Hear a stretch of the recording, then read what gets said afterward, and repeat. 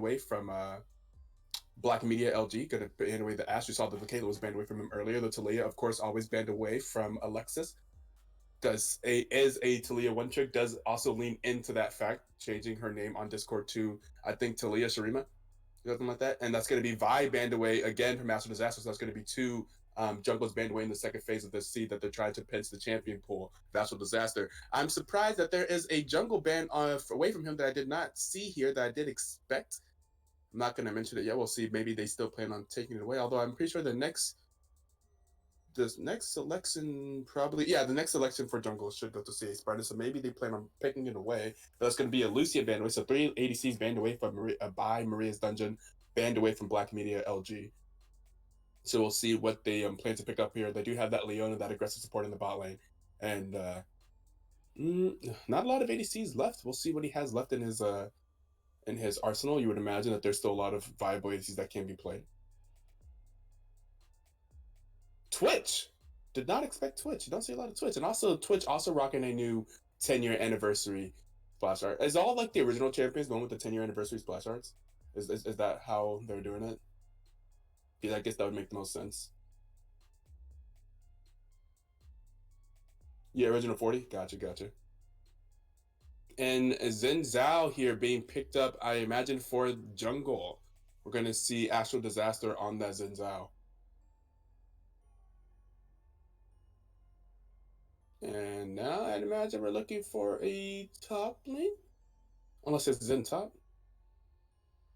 And that it will be best anime playing top lane for them. That's going to be a Warwick. So it's actually Zen Zhao top on best anime, and I imagine Warwick jungle for Astral Disaster.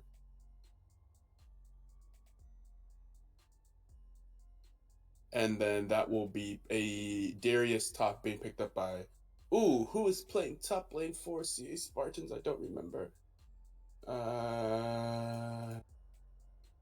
Skeet, Wrath, Pain, Skeet, Wrath, Pain, whatever you want to call him. He will be playing top lane for CA Spartans. He actually has some California Spartans are yet to pick up a win on the season, but I do believe that Skeet's been usually been playing pretty well in the top lane.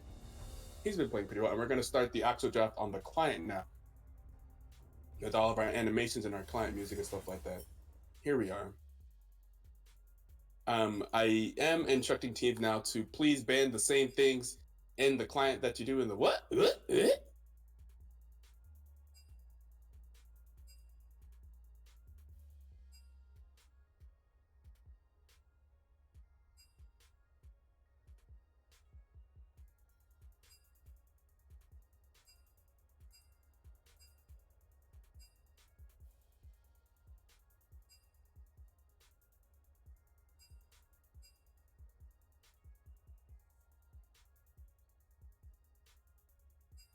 Was everyone not in the? Were all five not in the lobby? Whatever at the end of Oh,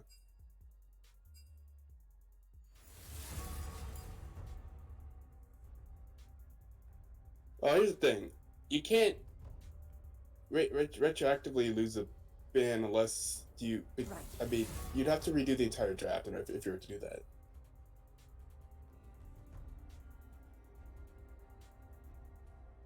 I didn't really get a response as to what happened there. Was there someone missing from the lobby whenever Pro Draft started?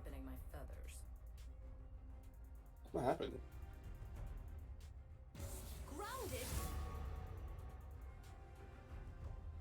What's up? Oh, okay. Come on, I won't hurt you. I promise.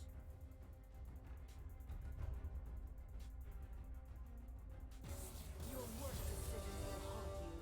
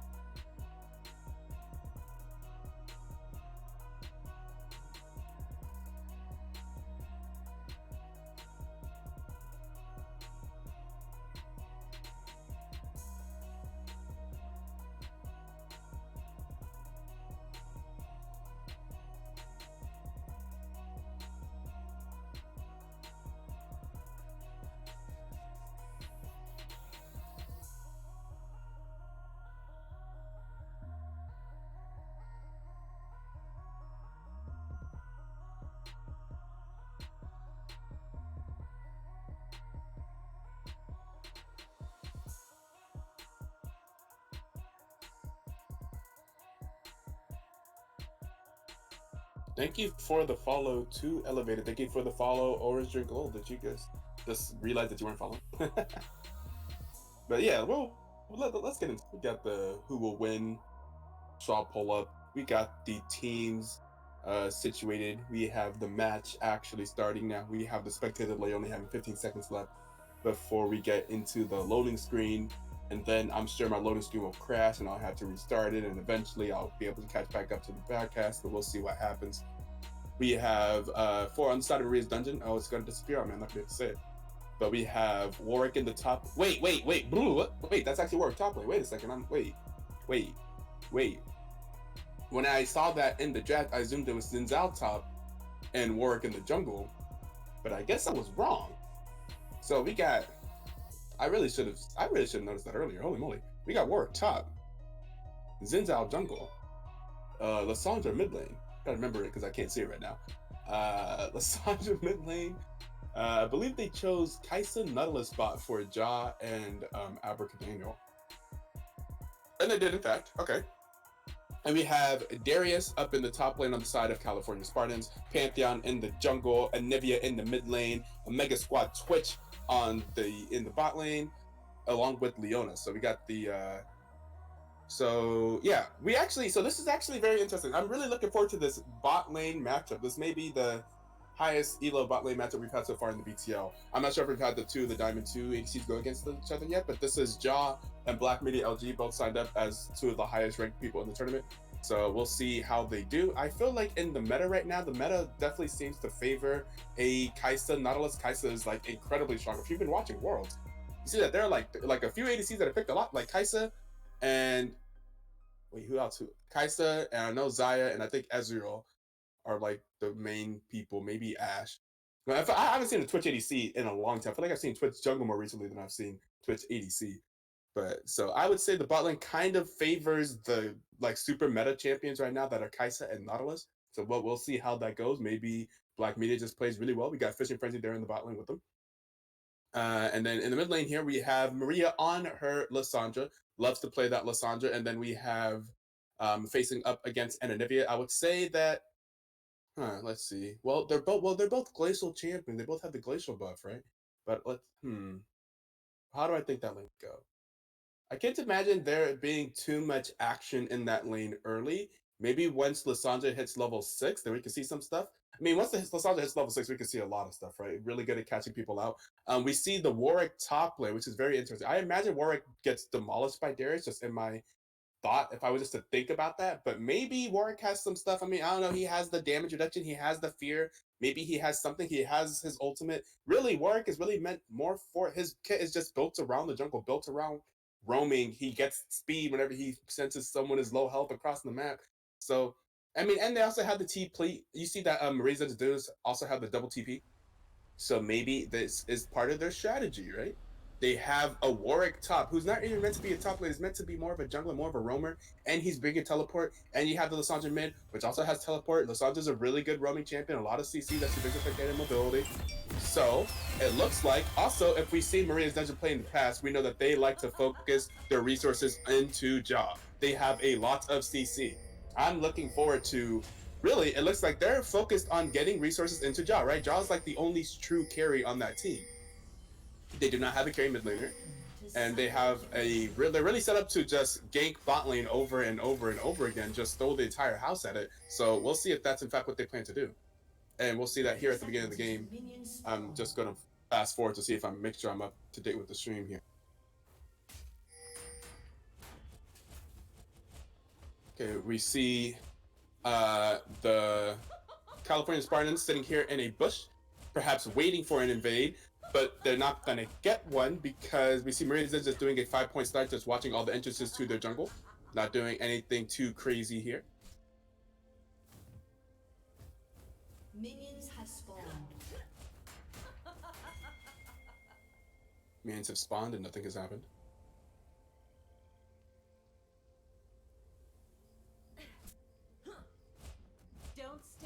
I think WW top is going to end. That's what I was saying too. It seems like Darius with Ignite should just body Warwick top, right? Like, you would just imagine that Warwick top. I was like, I mean, he has some defensive tools in his kit. It is not impossible for him to make it out of this lane alive. Very strange right now. It seems Warwick is, what is Warwick doing? Is Warwick doing he was just sitting in the river. Walking to lane pretty late. And then now we should see everyone getting to their lane. And that's going to be the very first hook of the game. Lane very early. And look what it is. Guess what? Guess who? It's the level 2 gank that Maria's Dungeon does every single game. And we saw it again. Oh my god. Surprise, surprise. There goes the level 2 gank and the early resources going into the bot lane for Maria's Dungeon. We were just talking about this on stream yesterday. See, this is why you guys should come by the stream, so you can learn something. Skeller was saying yesterday, Maria's Dungeon likes to do a level 2 gank every single game. If you're paying attention, then you see that you should expect that. And you would back up. Or ward, or do something about it. But there it is. Yeah, see, I can already see that. Darius is loving his time up here in the top lane.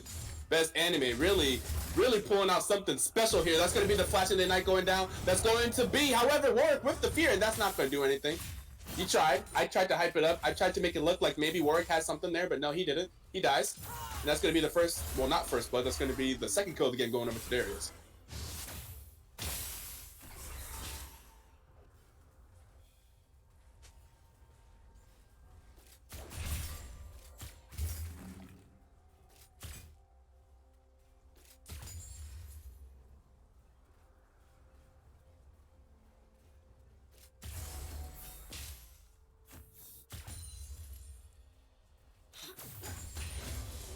See that Maria's Dungeon bot lane is positioned rather up forward here. This would be like, they would be susceptible for a gank, but Pantheon and perhaps maybe pathing towards bot lane. We will see. For now, all lanes just kind of farming.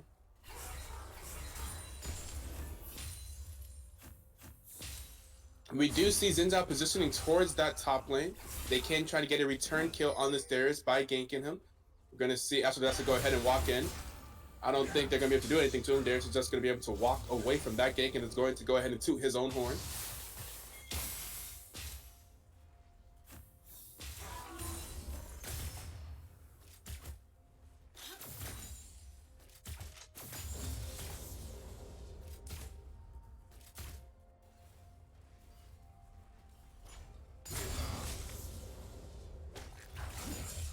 Something that we do see though, that Warwick is not down on CS.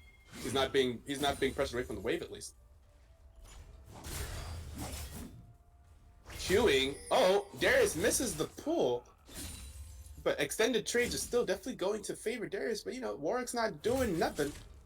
I feel like this is more just of a pick for the team comp. Like, alright, you'll probably lose lane, but whenever we start going all in on that bot lane, it's gonna be some real interesting stuff right there. Like the classical Lissandra going with the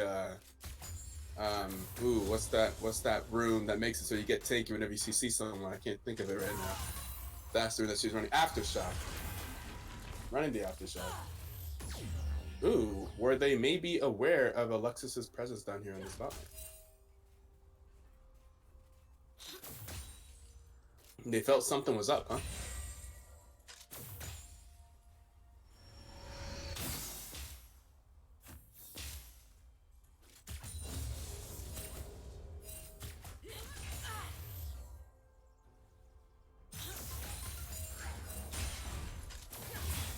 We're going to see the Leona's going to go in on Jaw, but we're going to see that the Crisis will be able to trade back, pop her passive. A little bit of a trade. They're on the bot lane. Hard to say who really got out on top there. Leona lost a lot of HP, but I mean, Twitch is healthier than Kaisa.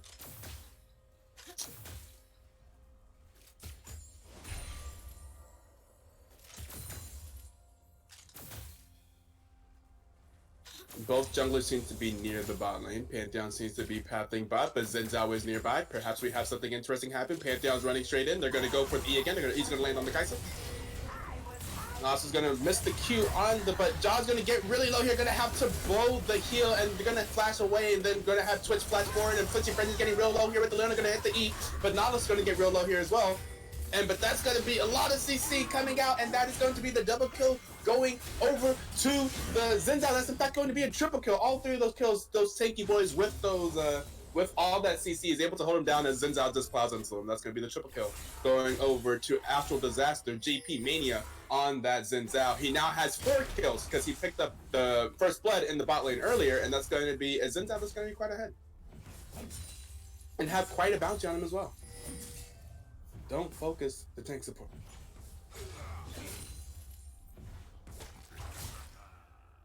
Nautilus is a monster of a tank. And you see that Twitch is pointing out the fact that Xin Zhao has a 400 gold bounty. That's a sack of gold right there.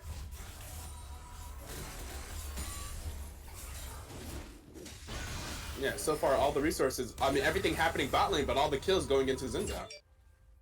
And, well, that's my phone.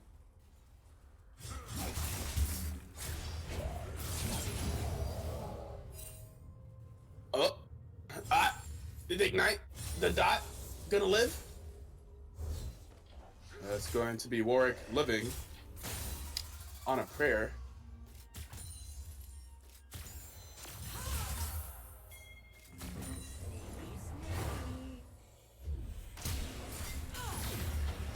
Oh, Flash is coming in. We're gonna see Maria's dungeon coming in with the teleports, with the engages, and that's going to be a kill going over to Kai'Sa. That's going to be the Nautilus ult. He's going to drop onto the Leona. They're going to try to do a little bit more damage to Leona. They're going to be able to put the Leona. That's going to be kill going over to Maria on the Lissandra. And that is this is the game plan. All 6 kills in this game have taken place in the bot lane. Surprise, surprise, Maria's dungeon is focusing resources into the bot lane. You know what you got? You know what I'm thinking you should do if you're the California Spartans? You have a Darius in top lane versus a Warwick. Kill that man. Get them some kills onto the Darius. Because you are really definitely falling behind in this bot lane as they keep focusing pressure here. But you do also have the high elo player in CA Detonator, aka FA Brongingham, aka some other name, aka Black Media LG.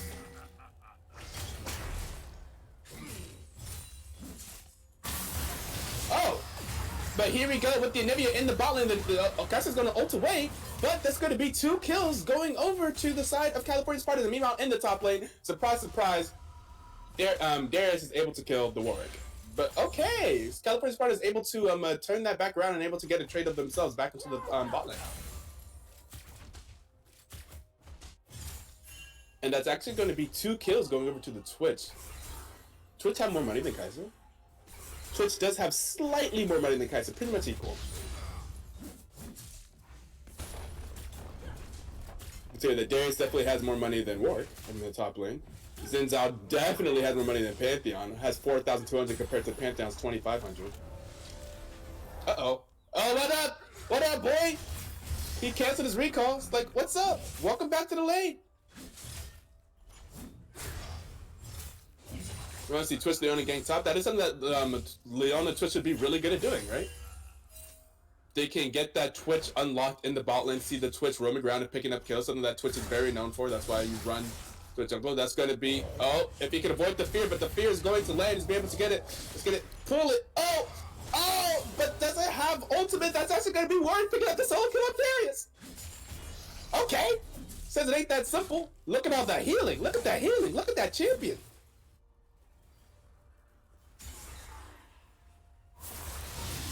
Not so easy.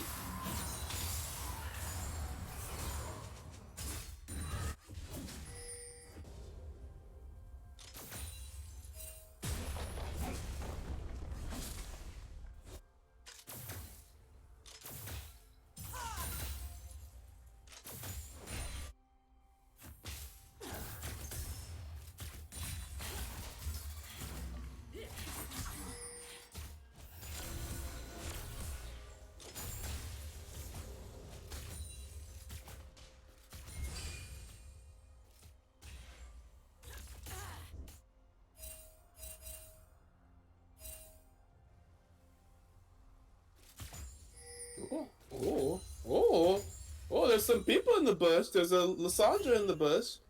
But there's also a Pantheon nearby, too. And there's a Xin Zhao pathing bot. Oh, something's about to happen in the bot lane. Ooh, boy, something is about to happen in the bot lane. Anivia looks like she is Olivia's maybe packing back. Olivia's not going to pass back, but that's going to be the hook landing onto the Lysandra. Here comes the Leona ultimate on top of herself, and here comes Lysandra coming in with the ultimate zone. Here's going to come Pantheon. Pantheon's going to ult in, and we're going to have a lot of it, but Pantheon is using the blocking shield thing the wrong direction. That's going to be a kill going over to the Xin Zhao, and no one on the side of Maria's Dungeon is going to go down. Able to cleanly get 2 kills there, able to kill the Leona and the Pantheon. Meanwhile, in the top lane, we see Darius trying to trade some stuff. Oh, gonna drop the ignite. Not gonna just gonna ignite him and not get anything off of it, and that's going to be the bot lane tower. It looks like Maria's Dungeon will be picking up the first tower here in the bot lane. Picking up some plates. Twitch is back. Twitch is crazy. Twitch is there. They're gonna go ahead and dive the Twitch. What are you doing, Twitch? You wild boy! What do you think this is? Look at how much CC they got. Oh wait, Warwick is seriously fighting these up here in the top lane. They're just gonna walk away from the fear. Gonna go back on the attack. Gonna drop the ultimate. Wait, what? The ultimate did nothing. Wait, the ultimate did nothing. Wait, what happened there? And that's gonna be best having to work, picking up another solo kill on the Darius. And Maria's Dungeon gonna rotate over to the Dragon. Now they're up 11-5. Now they have a 5k gold advantage. Now they're winning the top lane and the bot lane. What is happening? Alright, who in chat earlier said that the war was gonna feed? It was gonna end. Warwick has something to say about that.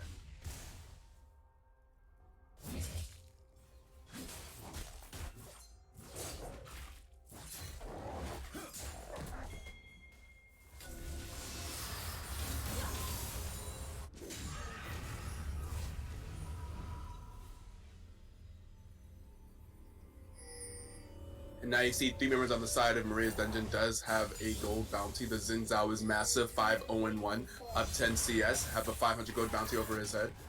The Pantheon is going to be spotted on a ward as he tries to recall. And that's going to be Maria's Dungeon rotating over to the Rift Herald. They're going to go ahead and start it up. They're going to start hitting it. Here comes the California Spartans. Can they do anything about it? Can they stop it? Can they back them off? Can they even fight this fight? They do have 4 people here. They do have the numbers advantage. But okay, so they are going to force Maria's Dungeon to back off. But here comes Astral Disaster. Now they have their guy. Now they have their Xin Zhao. The Xin Zhao is huge. The Leona ult is going to land onto the Knowledge. But here comes Xin Zhao, going to be able to flash in and ult and going to knock back the Nivea. The Leona's going to go down to Kaisa. The Nivea's going to go down to Astral Disaster. The Darius is going to get pulled in. Going to get hit with the Kaisa W. He's going to go down as well. And meanwhile, in the bot lane, the Warwick is a monster and kills Twitch. And that's going to be Maria's Dungeon able to just win all the fights across the map, be able to win the fight bot lane, and able to also pick up the Rift Herald.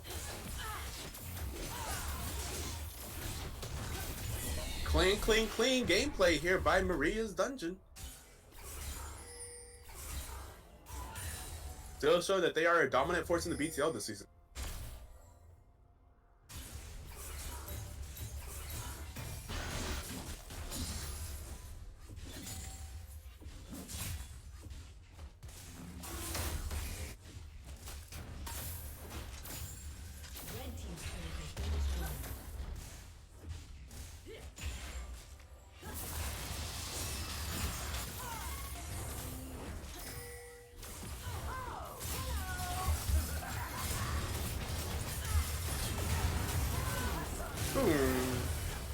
Killing spree. Hey, they're going to get the shutdown off of Kaisa. Going to go over to the Darius.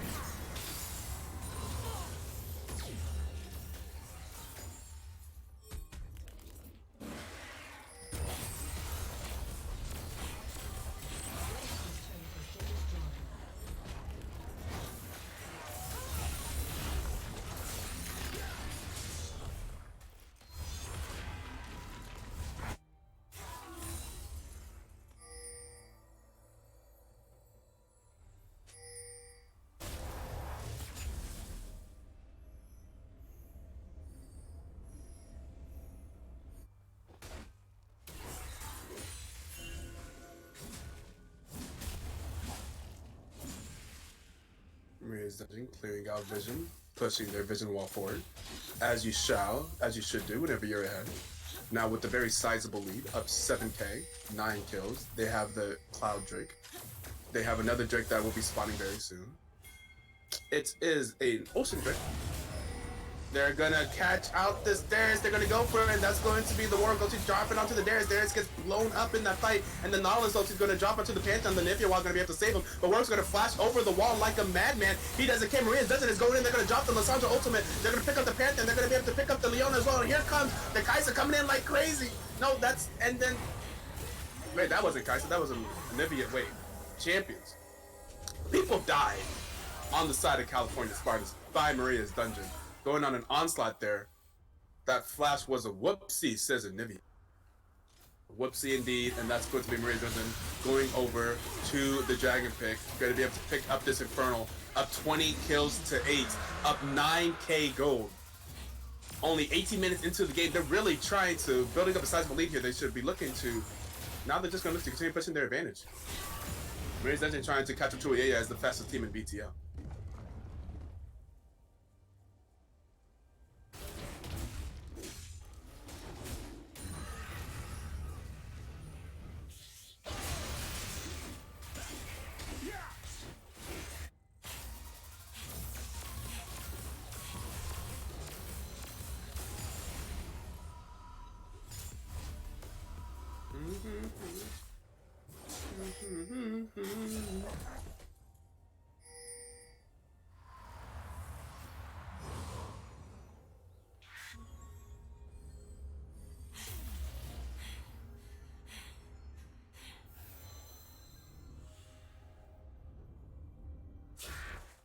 So, if you are the California Spartans here on the red side, what is your avenue back into this?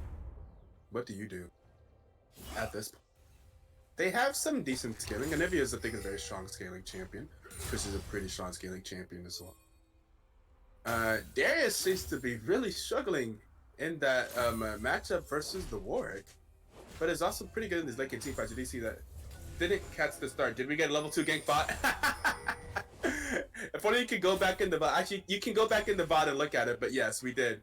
And I specifically said, Skiller was talking about this yesterday, but they did in fact get a level 2 gank bot. Oh, here's what, they're trying to catch someone out, but suddenly here comes all of Maria's Dungeon. You can't catch any of them out because they got these globals, yo. They got the Kai'Sa coming in. They got the Lissandra coming in. They got the Nautilus coming in. Like, you can't catch them out like that. They are too well coordinated for that. Maria's Dungeon too predictable. Well, if they were too both, they got away with it. And Zinzao got the first blood.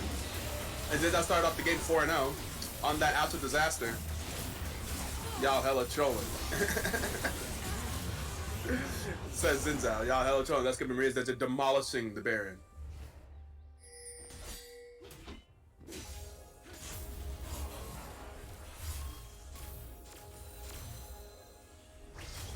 See, Darius pulling the Nautilus. Oh god, was that a good idea? Oh, you see Maria's Dungeon, but that's going to be a kill going over to with the turret shot. The last turret shot is going to kill the Nautilus. That's going to be a kill going over to Darius, now having 5 of their 9 kills. But now they're down 12k. And they're down a Baron.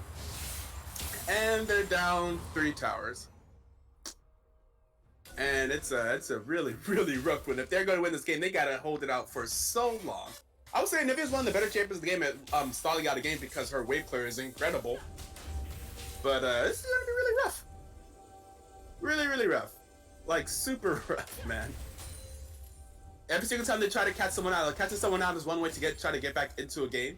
If you see that the team that's ahead, they get a little bit cocky, they're going off by themselves, maybe where they shouldn't be, and you have some hard CC, perhaps you can catch them out. Leona does definitely have some hard CC. But, nah, it's not working out for them. Maria's Dungeon is not... Whenever they think they catch someone out, the Maria's Dungeon is suddenly all there. And they're able to turn the fight around. Even there with the pull on the Nautilus, you see that they just able to turn it back around. Over there by the bear, you see that they thought they caught someone out, but they were able to turn it back around again. Maria's Dungeon is not letting go of their grip on this game. They're going to go ahead and push forward the vision wall. You're going to see them rotating up to this top tower. They do have the Baron. They do have Lissandra that's going to go in. Lissandra doing a lot of damage to the Twitch. Maria going in here, but then here comes the Kai'Sa. Maria is sacrificing her life to get the engage, and they're going to get some damage onto the Kai'Sa, and here comes the And Maria's going to catch out someone here in the middle lane. That's going to be Darius going to get stunned up. And we're going to have go back up to the top lane. We're going to see Nautilus is going to get stunned up by Nivea. And going to stay inside of Nivea's ultimate is going to go down as well. But his teammates will be able to pick up the kill. That's going to be a double kill going over to the Kai'Sa. The Kai'Sa is now huge. 11-3 and 12 with 700 gold bounty. Has finished 3 items. Jaw is massive right now on this Kai'Sa. The typical Jaw carry for Maria's dungeon.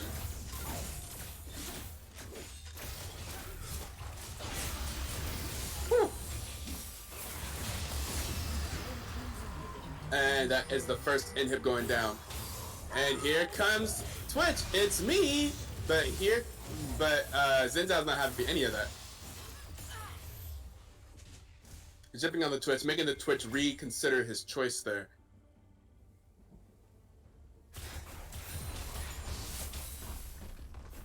And that's going to be yet another Ocean Drake for Maria's dungeon. All of them rotating over to the Ocean Dragon.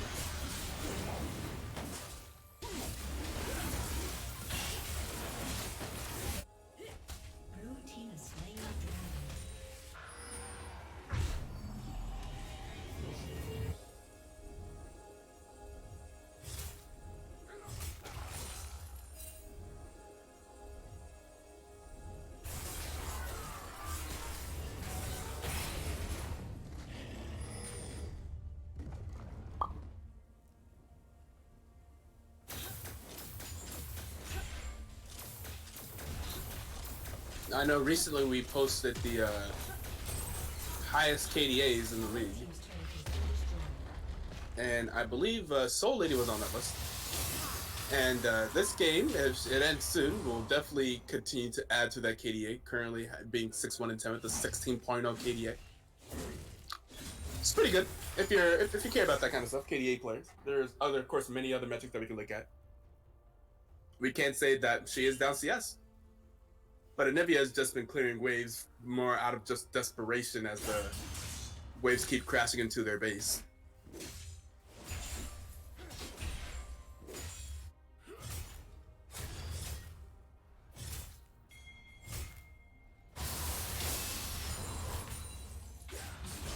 Oh, the other person that was on the list for Maria's Dungeon that we saw was Alexi Ick, their mid laner typically, but he was not able to make it or play today. So they have Maria going in the mid lane, but still maintaining her great stats.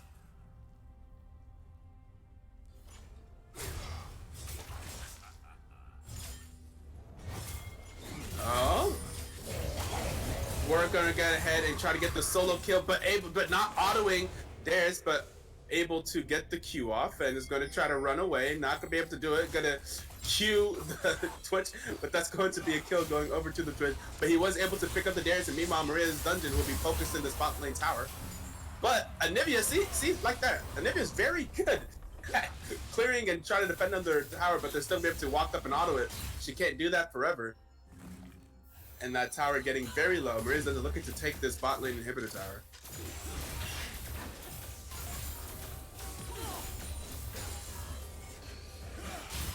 And it looks like with this wave, besides with the Anivia wall, and they have the Anivia ultimate, and they have the Anivia Q, and they have Twitch and stealth, they're trying to look to do something. Twitch is here as well. The turret is barely surviving, just has a sliver of health left. It looks like on the next mini wave, that turret will likely go down, have a 230 HP. That's not a lot of HP. And Maria Dungeon looking to continue the siege so far. We still have 3 people in this bot lane. Do you see that Xin Zhao is mid lane? We do see the teleport coming in from Maria's Dungeon. That's going to be the engage from California Spartans. Alexis going in on the ADC, but the ADC able to turn that around and get the kill. Jaw is legendary. They're going to be able to take down the tower. Xin Zhao is going to take down Leona. The Darius is in there fighting. Darius dropped down an ultimate, and the ultimate doesn't kill anybody. There's going to be a double kill going over to the Xin Zhao, and that's going to be a Nivea going down. The Darius going down as well, and the double kill going over to Lissandra with the double kill to kill the Twitch. The Maria's Dungeon is just, they slapping. The GG in the all chat, by both teams. Now they're going to go ahead and go for the win. Yep, going to go hit the Nexus towers down. That's going to be one Nexus tower going down. Going for the second one here. And now they're going to start hitting the Nexus, and that's the GG. That is game 1, 33-13, 16k ahead, 11 towers to 0. Very dominating victory in game 1 for Maria's Dungeon.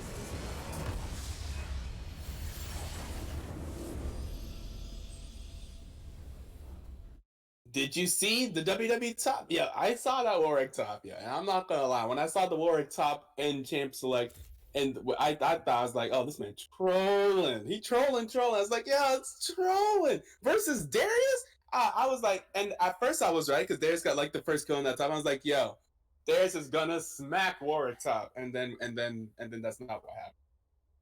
That yeah, it ended up to not be the case. Warwick top was able to prove me and the Twitch chat wrong. Someone else in Twitch chat also said that Warwick would be insane, but Warwick did in fact not end. In fact, doing a lot of damage. If you look at that damage chart there, Warwick doing about the same damage as Lissandra mid, and of course Jaw on that Kaisa Firehead on the damage. Twitch tried, Darius tried to do something, but nah, very just a very clean game overall by Meridian, not dropping a single tower. I had like 16k at the end of the game.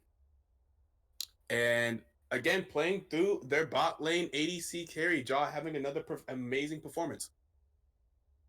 And well supported by his team. And is there another lobby made, or should I make one? I guess I can make one.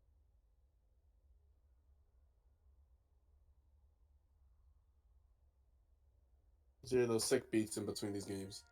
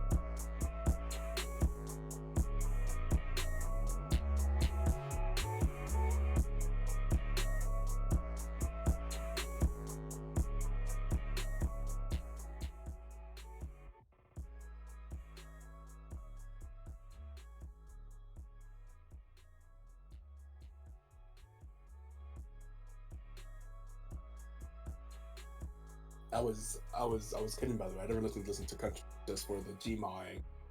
The Gmaw. And you said when you Gmaw,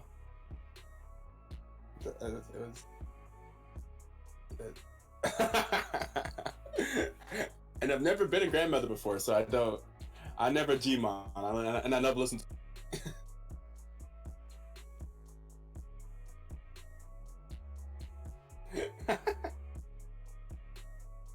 So we're gonna see the bands here. California Spartans now on the blue side with the priority pick. They did lose a. Wait, that was wait, what? That was Zaya, right? Zaya, yeah, it was Zaya, and then it. Cool. Yeah, it's supposed to be Zaya. Yeah, so CA Spartans, since they didn't have their whole team in the lobby at the end of the draft, they did lose a ban.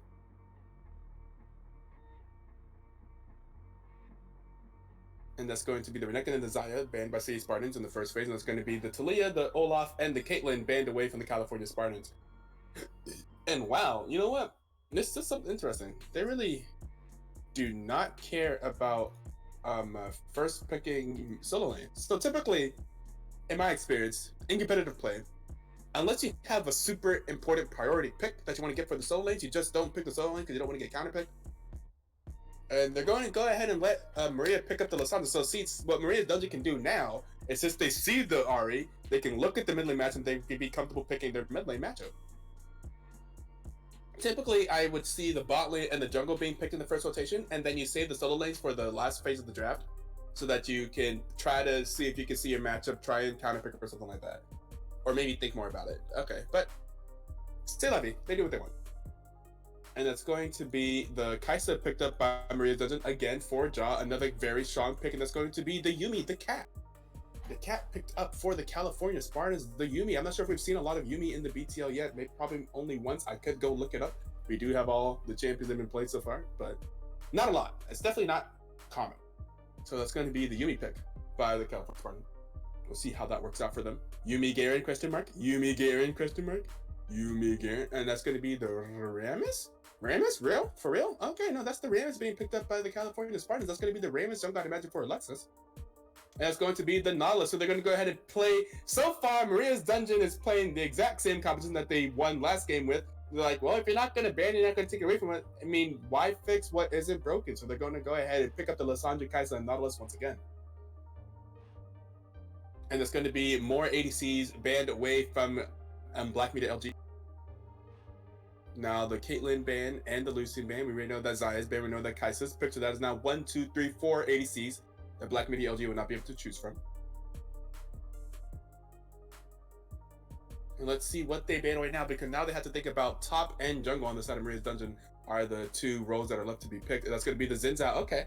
Okay, so they will not be allowed to play the exact same competition they played last game. The Xin Zhao is going to get banned away from Maria's Dungeon, so we will see Astral Disaster on a different champion this game in Game 2 of this series. If you're just joining us, Maria's Dungeon did have a very decisive victory in Game 1. This is Game 2 of the best of 3 match. So match point. And it's going to be Ezreal now banned away. A lot of ADCs. 1, 2, 3, 4, 5 ADCs that Black Media LG will not be able to choose from. And that's going to be Vi banned away as well from Astral Disaster. Going to have to pick a different champion besides Xin Zhao and Vi. I can imagine what I imagine. He still has other champions that he can pick. It's not too pinched here. A lot of jungle champions that would make sense in this composition. If they do another focus bot lane, we'll see what, so, you know, and these best of 3 matches as opposed to the previous BTL series where we just have best of 1 matches on the weekends. And the J4 is exactly what I expected. We saw Astral Disaster play a lot of J4s so far in the tournament. And I did expect if the other picks were banned, but J4 is still right there, but why not just pick the J4? Another champion that'll be very good at level 2 ganking. So we'll see what adjustments CA Spartans make to their game plan after that Game 1. You do, something that I was going to say is, in these best of 3 circumstances, you do have a chance to try to make some adjustments between the games. Okay, we lost Game 1 in this way, so Game 2, let's try and not lose in that fashion. That's going to be the Jax picked up in the top lane for Wrath or Skeet. Skeet, who did play the Darius last game, versus that strange Warwick top pick that did very well. It was strange, but you know, you win. And I don't think I've seen Jax's new splash art yet, the 10-year anniversary one, so that's cool. And it is in fact, oh, are you gonna lock it in? Are you locking it Are they doing it? Are they doing it? Are they going to do it?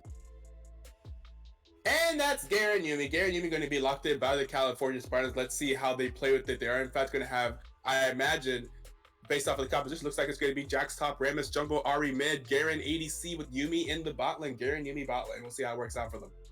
We saw it at Worlds a few times. I know Garen's been changed a little bit, right? But we'll see. I think Garen's probably...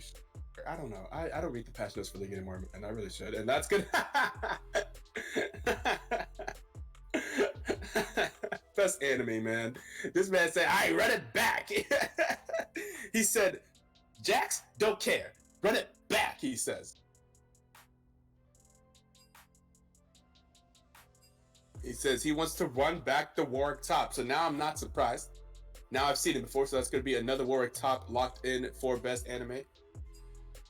And we should be able to go here in the client, see them pick their champions, ban their champion, let the clock run out for the first one on the side of California Spartans. If they did lose their first ban, what would they use that first ban on? Maybe on Lissandra, maybe on Kai'Sa, I don't know. They banned away Redacted and Zaya, two champions that were not played last game, so. Oh, they banned Tina. Okay, whatever. I guess now it's more okay to ban something random, whereas before, if you ban something random, you could potentially ban something that they actually wanted to play. Like, you don't know what maybe someone's a one trick on a champion that makes them. Maybe someone wants to play Fiddlesticks. You ban Fiddlesticks, you know?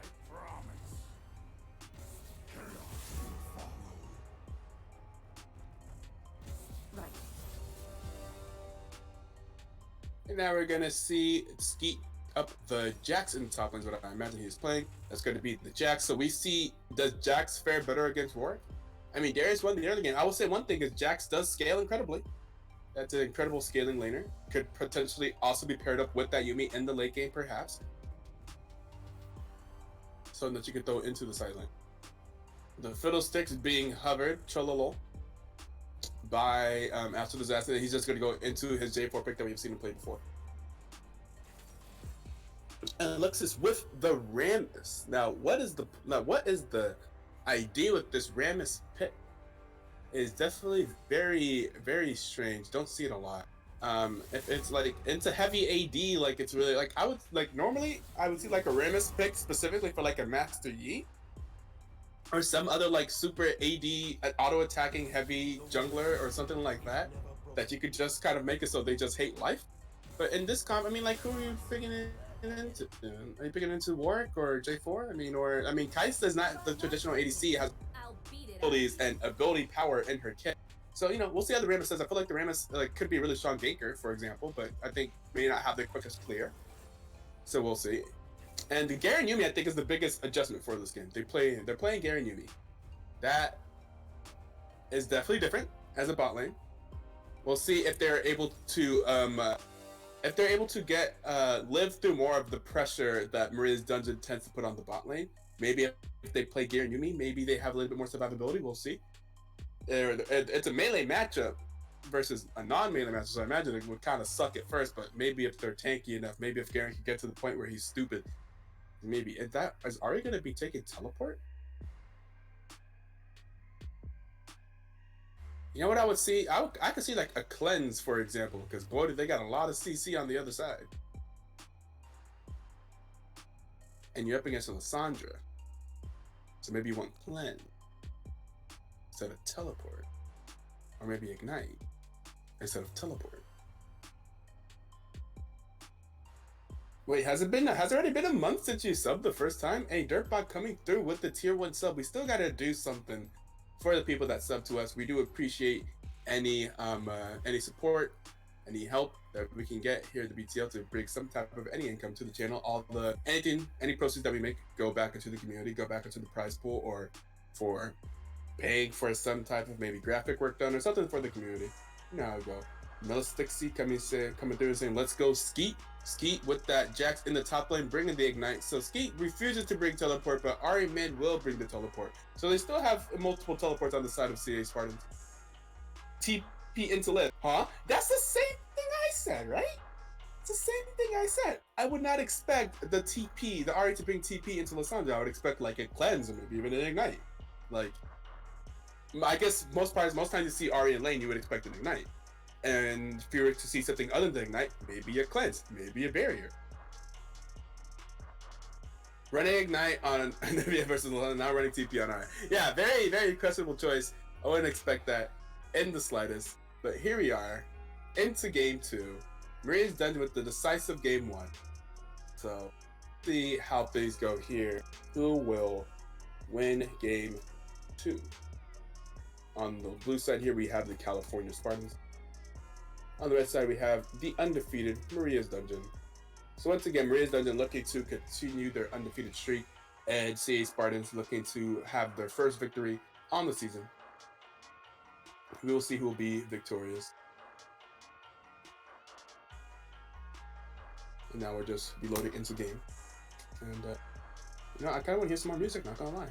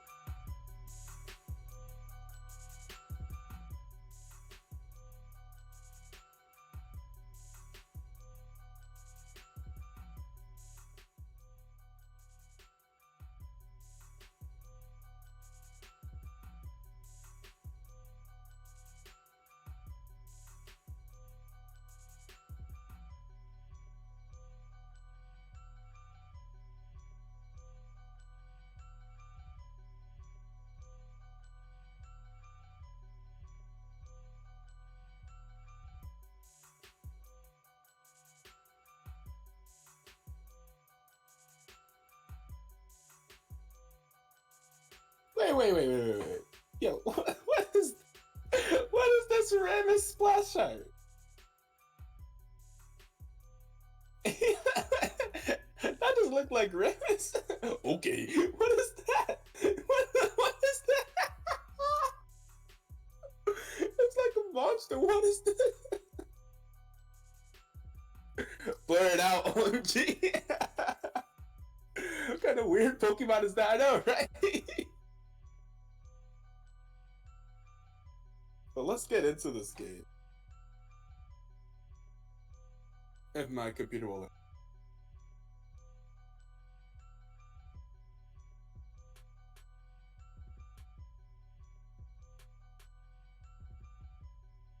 Blue team will have to find some way to deal with Jax. Do you find that? Do you think that's going to be true? It sounds like you're expecting Jax to win lane. It sounds like you are once again doubting Best Anime's Warwick. And last game, he held his own in that lane against Darius. I feel like Darius is even more. Jax just puts up E. Maybe Jax has a better matchup, but I feel like I thought Darius would demolish him in the lane. 30 seconds until minions spawn. Wins the trade of Warwick R's. Well, that's going to be like at level 6. But before. Warwick's damage reduction and fear is something else, and he has a ridiculous amount of healing. I think maybe in this lane, you rush anti-heal. You rush Executioner's Calling. Jax is so safe in better game camp. That's true. Jax does have a Q. Minions have spawned. Yeah, Tabby's was exact. Yeah, yeah. Stop. In this lane, Jax does have a ranged like Well, this is embarrassing. what am I trying to say? Ranged CC with the QE, right? And they do have the ram. So maybe the goal here is to get Jax ahead. Let Garen Yumi just do Garen Yumi things. Just like survive down there and actually just run it up top over and over again and see if you can get Jax ahead. I think that may be a better win condition because now we know Maria's dungeon is going to focus spot. And they kind of have a better composition to focus spot. Like, I don't think you're gonna out focus them bot. Like, I don't think you can actually match them bot lane.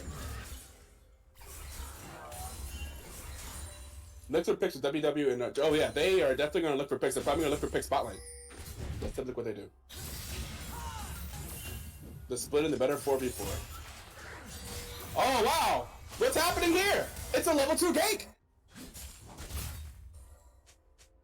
Whoa! Wow! Who would have seen it coming? Oh, Jackson in the top lane with the ignite onto, and that's going to be first blood going over to Jax in the top lane. Once again, Skeet is able to get the first kill in the matchup versus Warwick, but he got the same thing last year. The flash is going down and the ignite. Warwick has a TP. It's over. Warwick has to win 3-6. You think it's over? Oh, if it's over, then they need to run it top, yo. Get that Jax further ahead. Pour some resources into him. Jax is a champion that can carry. And boy, oh boy, Garen is taking a lot of damage here in the bot lane. And that's going to be the ignite. So, okay. Both of the people are going to go down to ignite, but that's going to be Garen going down to Yumi. No, I'm sorry. Garen going down to Nautilus ignite. And Nautilus going down to Yumi's ignite. So both supports pick up a kill in the bot lane, but one of those are on the support and one of them killed the ADC. Well, the carry, I guess, whatever you would call Garen.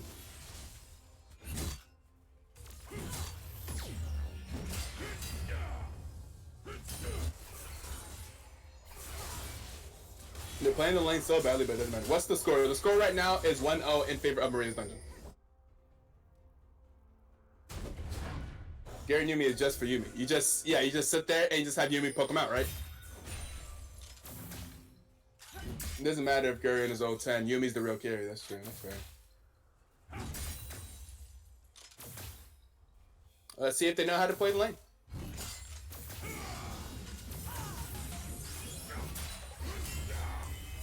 To have really, you just use Garen as a way of safely carrying around their AP carry. And you just have Yumi blow people up with Qs.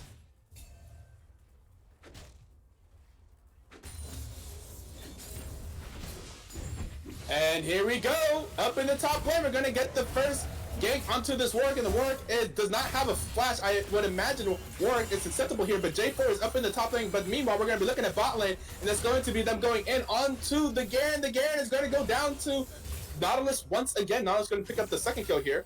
2 assists going over to Jaw. And they were not able to pick up the kill in the top lane.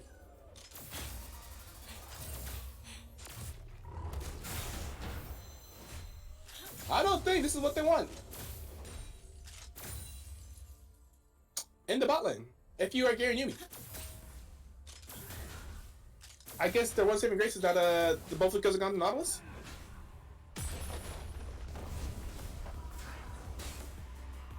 But yeah, Nautilus Kai'Sa very strong, and they let them play 2 games in a row.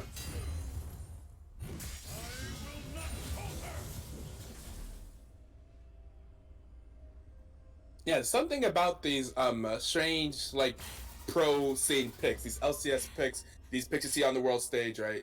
It's like whenever a few years ago, whenever God, I can't think of it. Misfortune support was considered strong and important and good at the world stage, and people just like play it because they like, oh well, it was strong enough for SKT to ban it.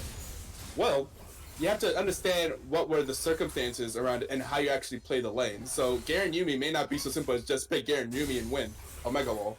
It's like there's some intricacies to the matchup or some ways that you're supposed to play it that you may not understand.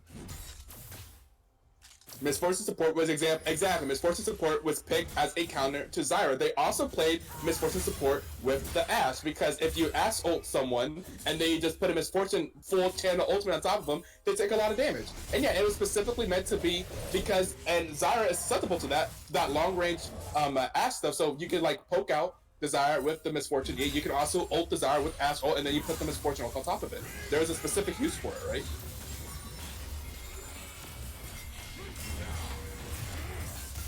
And we see that there was a lot of stuff going on in the bot lane. Wait a second. So we see that they came in and ganked bot lane, but they tried to bring it back with the Ahri and the Rammus also being down, but Marina's Dungeon is going to get a double kill onto the Kai'Sa out of it.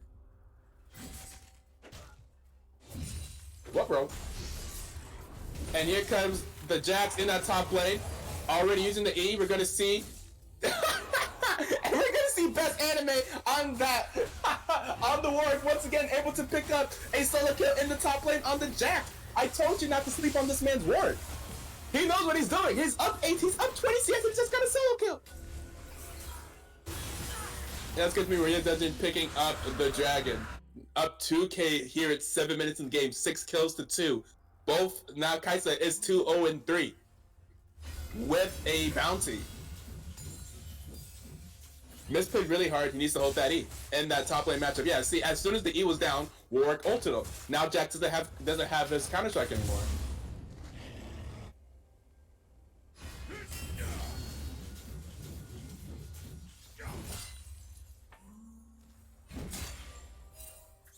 Jack just needs one item. Jack picked up an early Tiamat here in the top lane. Executioners or Bramble Vest. Yeah, didn't pick either of those up with his original gold. That's what I was saying. Yeah, you gotta get some early anti-heal.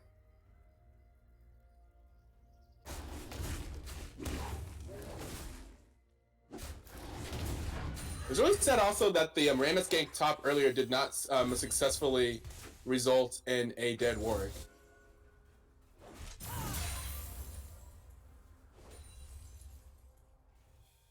Ruh-roh. Oh, Yuumi! What are you doing off of your gear? And here's a TP coming in from the Ahri. The Ahri still has a TP. Ahri's going to be down here too, but they're going to miss all of their abilities. The EQ is going to miss the Ahri blowing the ultimate here, and nothing's going to happen out of this TP. Oh boy. Oh no. I mean, I guess you thought it. Okay, here comes Jax. Waiting in the bush. Nothing's gonna happen though. Alright, Yuumi, just keep doing that. Just keep poking him out. Uh-oh. And here comes the engage. They're going on him again. Remember, they're very big, but here comes the Nautilus, and they're able to turn it around and kill the Kai'Sa. That's gonna be a shutdown. 2 shutdowns going over to Yuumi. And Yuumi is the right person to put that gold on, right? Because you want Yuumi to build a lot of AP, get really big. But Yuumi seems to be building support though. As there, I do see a, what is that? A Chalice of Harmony in Yumi's inventory. Ooh. Oh. Oh, and here comes Alto Disaster on the J4, picking up the kill on the Yuumi. Things rest is fine, so just need to go AP after. Okay. And that's going to be J4 trying, not being able to pick up the Garen though.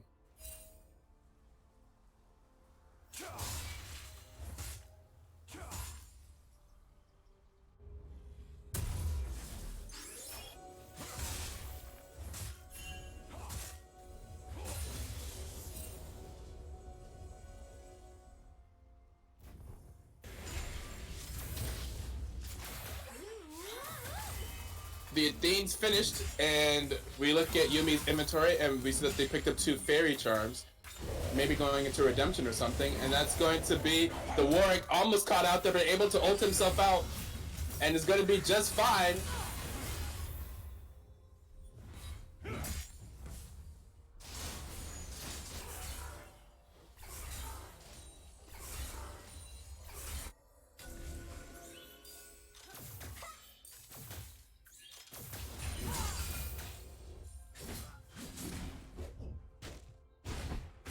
Whew. Jax with no mana here, and it's great. Okay, and Ari is again back here in the bottom. They're going to be able to shut down the Kaisa, and that's going to be some kills. So Ari be able to make some good roams here to the bot lane. And they're going to try to shut down Maria's Dungeon's bot lane. Trying to turn around on them, and that's going to be a kill going over to the Garen, I believe, and one going over to the Ari. Man, it's tilted. Yeah, yeah. He's tilted to lose 2 lanes against Warwick, man.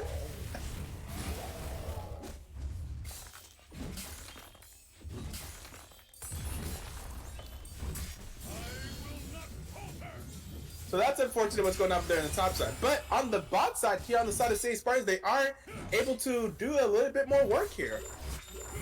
Diggs looking a little bit better, kind of not just rolling over to the pressure that Maria's going to try to put down in the bot lane.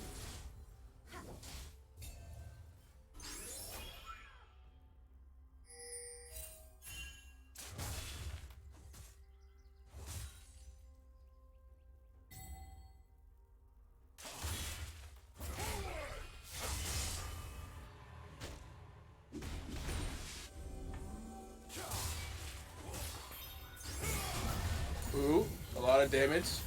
But here comes the rest of Maria's Dungeon. The Garen would be okay, but here comes CA Spartans behind their Garen Yumi.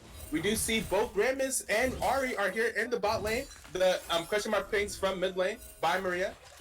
At least I imagine. Saying that Ari's not mid lane, you know, watch out. Maria, Master Maria. In the chat.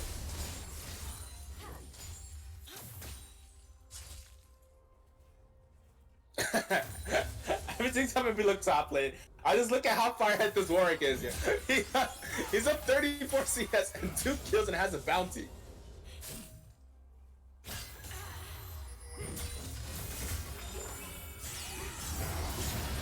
And that's going to be the Ignite. And is not gonna. Okay, so Kaisa will go down to the Garen Yumi, and that's going to be potentially okay. J4 able to EQ out of there. Okay, it's up in the top lane. Here we go. Jax is going to try again. Maybe not. Able to get a good trade off that time. But here comes Warwick with all of his healing. But the Ignite's going to go down, try to shut down on that hit. But meanwhile, on the bottom, we're going to have a dive onto the Yumi, onto the J4. And I don't know what happened top lane, but Warwick killed. Warwick killed him again, yo. What happened?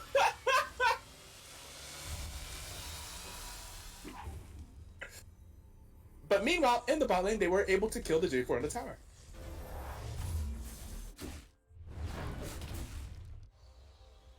Woo! So, Jax still doesn't have any anti-healing items. Picking up a Phage. And Warwick continues to beat him up. Thank you for the follow, Zaki Beats.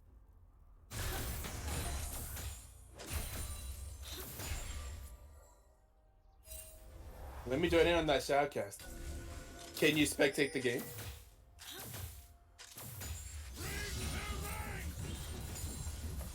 I thought you're gonna be delayed.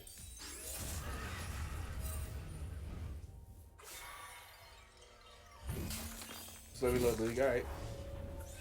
Let me know.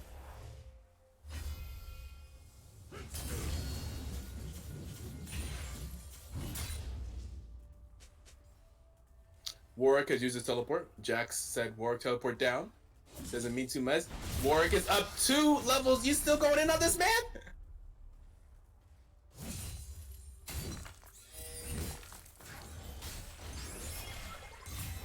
Oh, here comes the Sandra teleport to the bot lane.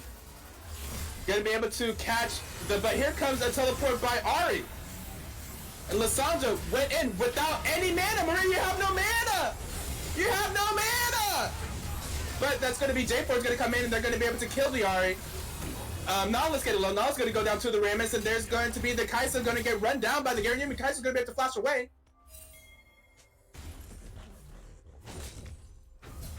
Okay, Ski's still going in, and Kaisa is not going to get away from Garen Yumi.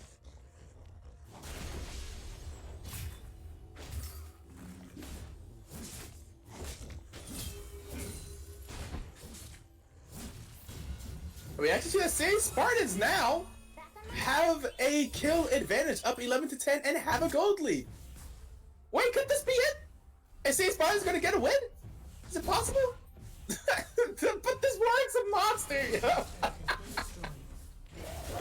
Oh, don't tell me he's gonna get him in the tower. Oh, he's gonna have to flash away. Oh, the Warwick ulti just barely going to miss. Oh, but here comes Rammus. What can you do about it, Rammus? Alright, gonna be able to stun the Warwick up, gonna be able to flash on him. Rammus is a big man, is a monster, but the Warwick's gonna be able to get the fear off, it's gonna be able to go. The arrow's gonna try to flash, but not gonna be able to make it over the wall. And the Warwick's just gonna walk away again.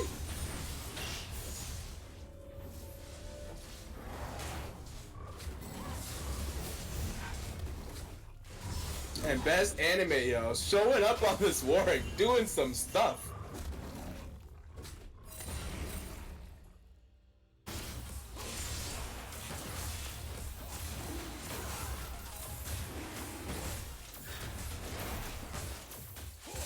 Spectating? Alright.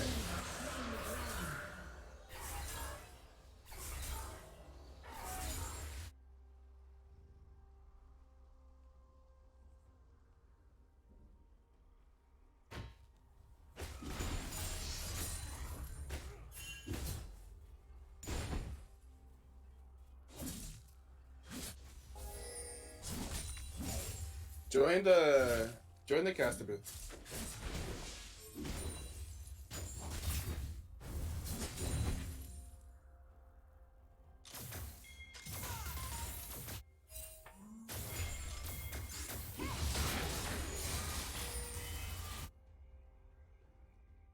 We got some stuff going on in the lane.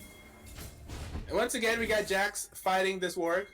Can't actually do anything, but lots of on the way pings. He's saying, all right, go, fight him, fight him, fight him. We're on our way. We're going to take him down today. I don't think it's going to happen, though.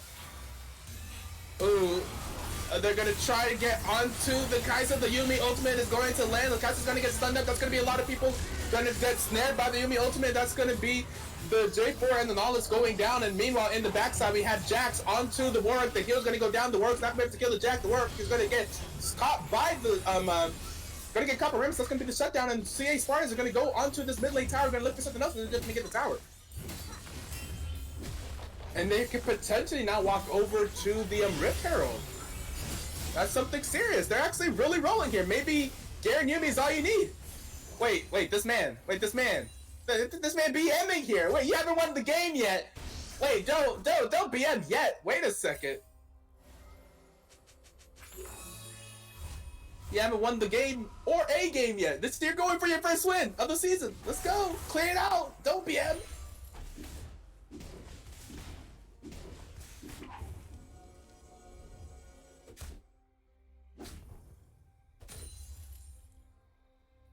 But we do see that the Rammus and the Garen both have a 400 gold bounty.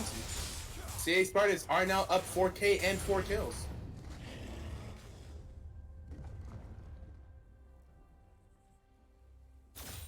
Well, also, if you want to come and talk, you should be able to have the role to go in the spectator booth now. Well, shoutcasting, casting, whatever it is.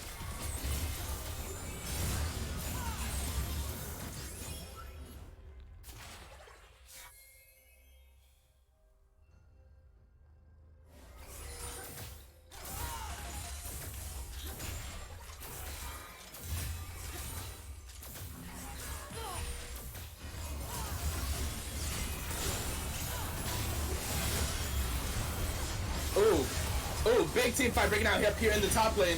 And that's going to be all of California Spartans are able to collapse on. That's going to be the double kill going over to the Ahri. The kill of Lissandra going over to the Garen. That's going to be a triple kill going over to the Ahri. But meanwhile, the Garen's going to go down to Kai'Sa.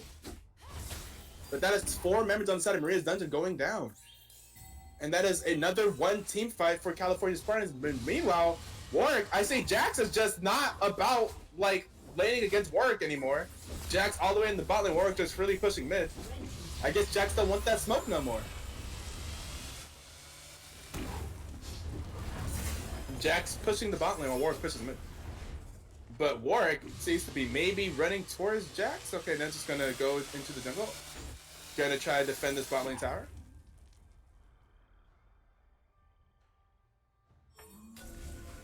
Jax gonna recall away. How big is Garen? Garen is testing his strength right now. Not that big on Nautilus.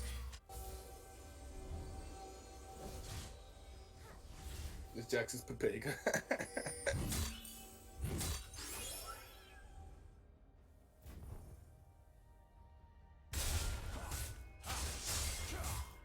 It's just you and me.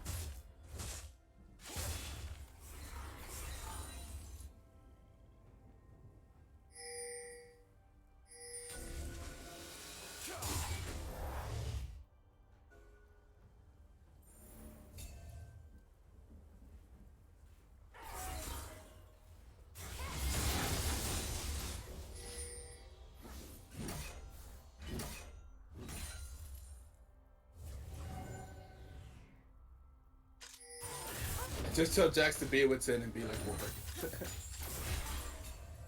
Jax still has no anti-heal items, but Rammus does have a Thornmail completed, so I mean Rammus has something. Oh, whoa, wait a second, Garen, Oh, wait, it's his whole team! Haha, JK, get baited! And J4 is gonna go down. I didn't even see that, actually. J4 is, because here comes all of California Spartans. They're all here, and that's gonna be Ari on a rampage now. Flashing forward, trying to get the flash charm onto the Kai'Sa. The Kai'Sa's able to flash away.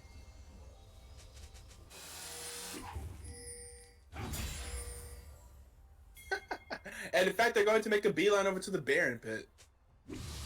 Rammus does not have smite, but they're going to go for it anyway. They're hitting it. I can't imagine they have the greatest damage to Baron with this team composition. Maybe Jax.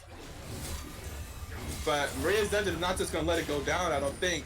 We see that, oh, but they're going to be flashing over the wall. The Garen is going to get hit with the Lysandra stun, and then it's going to get suppressed by the Warwick ultimate, and that's going to be the shutdown of... Where even was Kai'Sa? Kai'Sa's going to get the shutdown of Garen. And it's going to be California Spartans going to have to back up from the Baron. I don't know about that flash over the pit at the Lysandra, you know. Lysandra has tools to make it so that she doesn't die so easily. And now we're going to see Maria's Dungeon rotating over to the Dragon. That's something that they have had a lot of control over. They have had good control of Dragons this game. Now having all three of the Dragons in the game.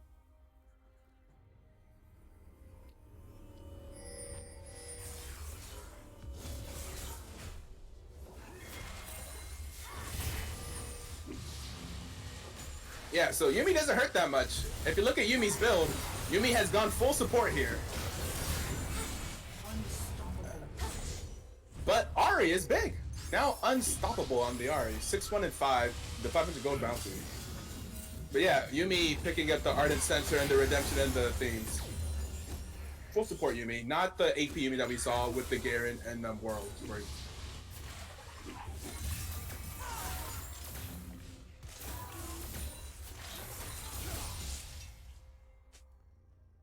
So we could see them lacking in damage, but they do have, I mean, they have Ari that's pretty big. They could have Jax eventually at some point make up some of the damage, but Jax is very behind in that side lane. Down 60 CS on the Warwick.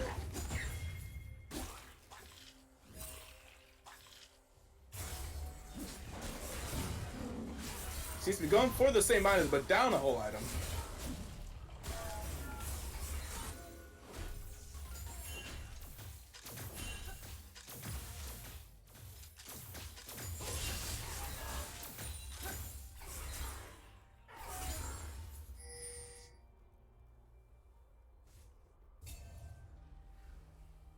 Yo, yo, yo.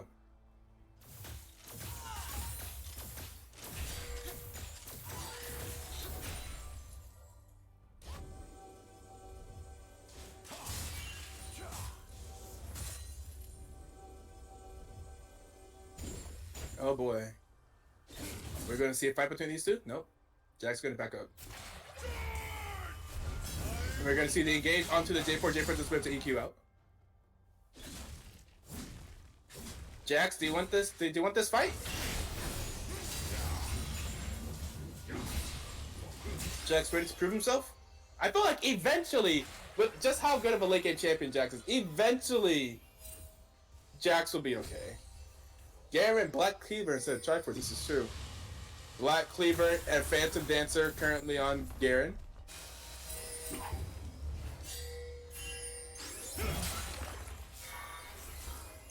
the question mark ping in the bot lane on the ward. Perhaps she'd have gone full crit the Garen with lethal tempo. Ah. Wait, what? With lethal tempo and range? Wait a second. At first I was taking you seriously.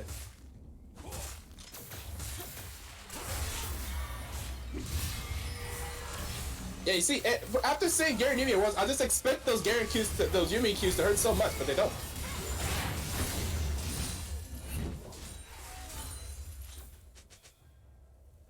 And Inferno spawning in a minute 55, yes. That's a while though. Look at Yumi's items. Yeah, I know. I saw Yumi's items. I mentioned them earlier. She went full support.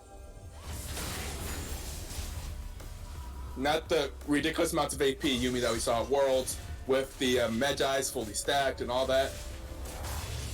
Because, I mean, Yumi benefits, the AP that Yumi has, doesn't the person that Yumi is on get a part of her AP? And does she, like, get some stats from them as well? Yes. Yeah, so that's the... So yeah, that's the point of the, that's for, like, part of the point of the pick is for Yumi to go, like, AP and be super strong. Whew, look at this. Warwick. Monster. Oh, what? What is this? Why did he just stand there? Is he okay? Or is he trying to... Oh, okay, he was trying to bait them to engage on him, but once again, Warwick gets away with the ultimate. They can't catch this man.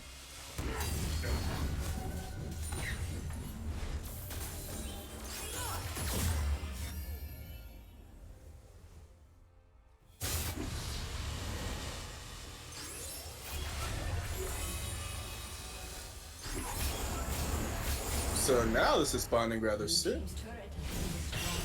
That's going to be the charm landing on the J4, and they're going to flash after the J4, but not going to be able to pick up the kill.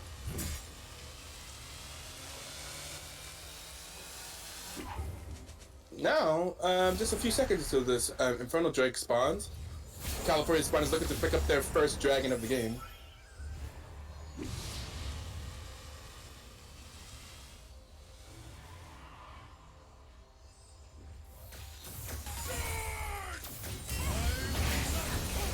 Let's go, Spartans!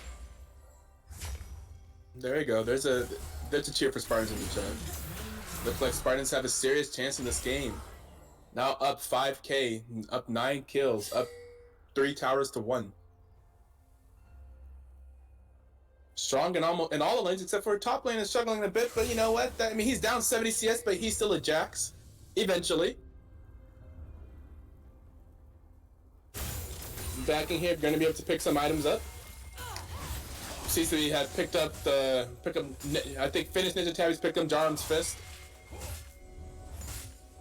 He just really doesn't want any anti-heal. He just decided, I'm just not gonna fight Warwick ever.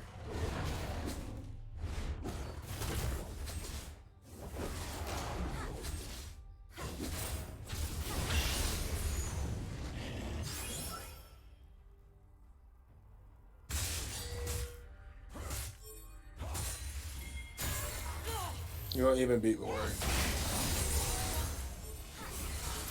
feel like at some point he should. Oh, the silence!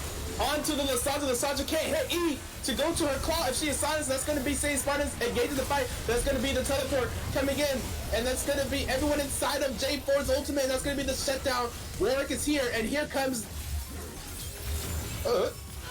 Here comes Jax, but Warwick's going to be able to... Warwick picking up the double kill. Warwick is huge right now. Warwick comes in and turns around the fight for Maria's dungeon. Wait, that man's a problem.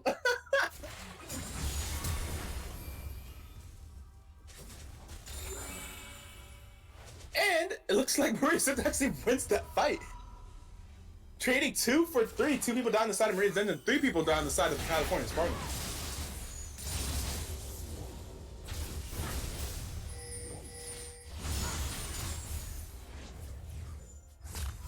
Warwick is huge. The most gold in the game is in fact on Warwick. And the second most in the game is on Kaisa.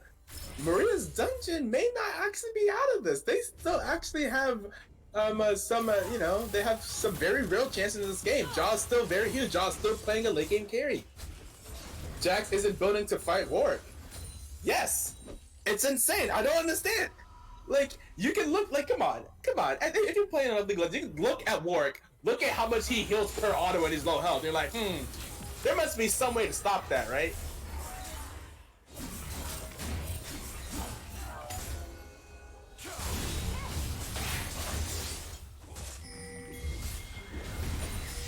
It's going to be a TP coming in for Spartans, and here comes the Rammus.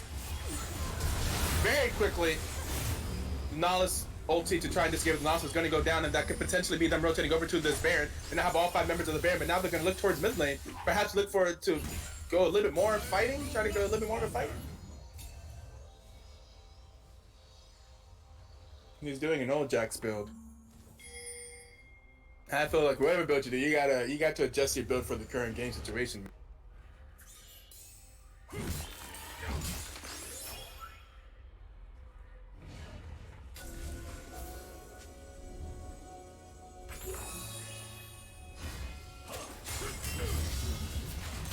Ooh, J4 potentially getting cut out here, but probably just gonna be able to hit the blast plant. Not even having to use his EQ ability. And we're gonna see Garen potentially looking to chase some more people down, and that's gonna be the rotation over to the top lane, try to get this top lane tower. That should be a dead top lane tower. Able to run away from this top lane tower, that's gonna be the top lane. But here comes Warwick, looking for it, hitting his W. Warwick's a monster, he has no fear. Garen's gonna try to run up on him. Warwick really has no fear. And the question is that warranted? Should he be fearful? Can anyone on the CA Spartans really take him down? Certainly, right? He's gonna get hit by the Ari charm, gonna take the 2 damage. That's gonna be the engage by the Garen Yuumi, with the Yuumi ultimate gonna hit on everybody, and we're gonna see after disaster gonna go down to the Garen. We're gonna see, but in the backline, meanwhile, Kai'Sa, Jaw on that Kai'Sa, able to get the double kill. Can they get to the Kai'Sa? They can't get to the Kai'Sa, and the fight's gonna be in favor, but that's gonna be the Ari going down, being bot line. But meanwhile, Warwick is still alive in the back of the fight. Able to land the fear onto 2, but that's going to be Jax finally getting the shutdown on the Warwick. And at the end of that fight, we see 3 members are down, 3 members dead on the side of Maria's Dungeon, and only 2 members dead on the side of California Spartans. That's going to be perhaps another turn for them.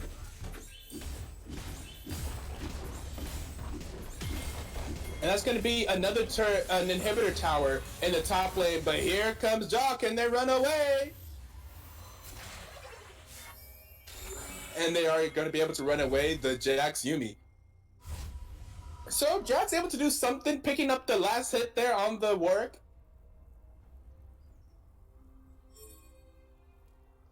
And that fight, although at first it was looking like it was going to be in favor of Maria's Dungeon, I was saying that because, you know, Kai'Sa was so untouched in the back of that fight, and Warwick was still alive after go dive in the backline. But it did end up being in favor of the California Spartans, and they were able to pick up a turret for it. And now running over here to the dragon. This is going to be another Cloud Drake. Able to deny the 3rd Cloud Drake away from Maria's Dungeon, so they won't be super fast. Blue team has slain the dragon. Don't tell me it's going to be a best of 3. It's looking like it's going to be an actual best of 3.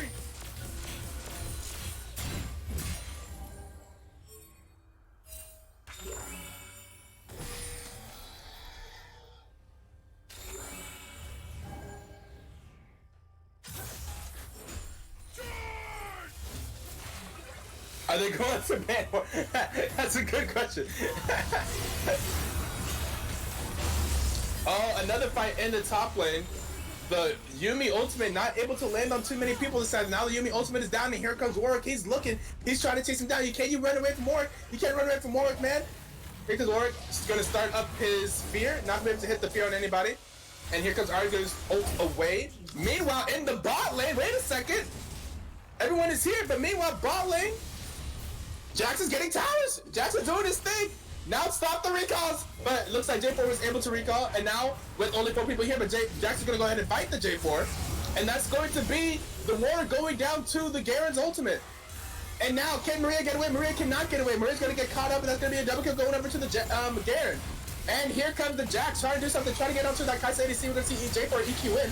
And that's going to be the... Oh, J4 is going to try to ult them under the tower, and that's going to be J4 and Nahus going down. Jax killing J4 and the Ari, able to kill the inhibitor. And is this California Spartans perhaps going for their first win on the season? Onto Maria's dungeon. Maria doesn't take the first loss of the season. But now they're onto the Nexus Tower. Now they're onto the Nexus. Nexus is at half HP. Josh trying to do something. That's going to be California Spartans picking up their first win on the season versus Maria's dungeon. And we're going to game 3. 1-1. It's happening. They did it. Gary and Yumi. What is this new Jax? Oh man, Jack decided like, you know what, I'm just gonna stay away from Warwick, man. He didn't want that smoke anymore. Just stay away from Warwick.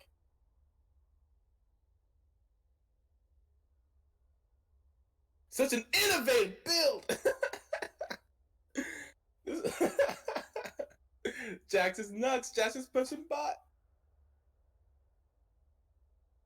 And once again, Jaw topping the damage charts on this guy's insane amounts of damage, but not enough to push Maria's dungeon over the edge for the victory.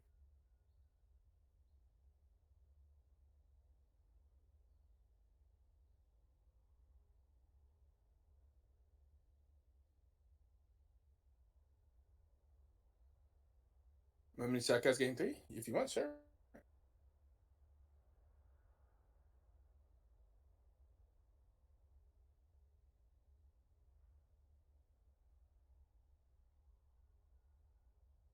And while I'm gonna go ahead and get this lobby. Yo, what's up, Skiller? What up, Doki? I mean, if you guys too want to shoutcast, I would love to go and get some food and maybe something to drink. Sure, we got a big game on our hands here. Yeah, we really, really do. Some justice needs to be done. Very true. Gotta give this game some justice. Do it justice. Yeah. We were able to cast out that last game. Oh, what's up? We were able to cast the last game. We were able to watch it. Yeah. Well, I watched most of it. And it's pretty. It was good. Yeah. The Garen paid off. They were pretty tanky. Maria's dungeon couldn't really engage. Yeah. They tried to engage a lot, but it Yeah. didn't work out for them. There's too much. Like the Rammus, they had the Garen silence. Mm-hmm. You know, it's hard to get into that. Even with a comp just trying to play around Jaw, like he can't do everything, and he needs his teammates to be able to engage. Yeah, and you see once again he did an incredible amount of damage, but it wasn't enough. Yeah. That's yeah, it's definitely interesting. They had did they have a Lissandra mid too? So they're basically just playing completely around Jaw, hoping that he'd get it done, but I guess Lissandra just wasn't able to find the initiations that they needed as a team. It was a good game. I'm excited to see the rest of the CA Spartans roster, see how they play. It looks like they're a lot better.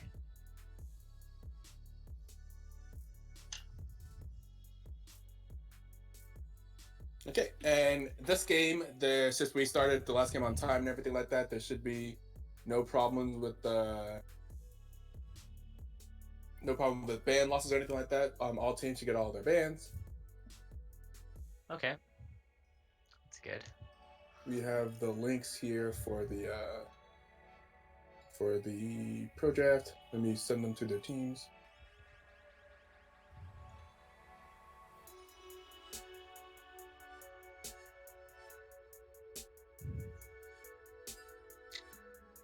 Is the mid laner on CA Spartans their new pickup? Who's playing mid for them again? Pewmaster? Oh yeah, he's one of the new pickups. Pewmaster and their support, Fishing Frenzy, are both. Is he actually gold? He's let's see, Pewmaster. Yes, he's really. I believe he was gold. I was thinking I would not expect that.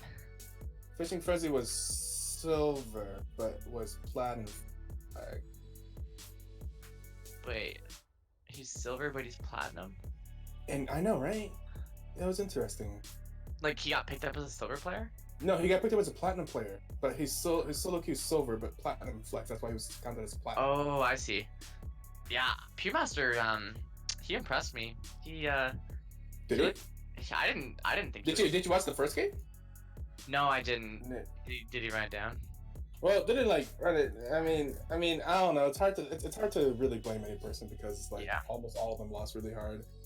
Yeah, that's true. I saw the most lanes lost, but I don't know. He hit a lot of charms onto the people that needed to be hit by a charm with, and so I thought. Oh wait, I thought I'm he about to played send pretty this to well. the wrong. I need to send the right link. I'm sorry, I'm distracted. Yeah, they definitely played that pretty well. Yeah, at first I didn't expect it. I thought that it was. I thought that they were going. It looked like as time went on,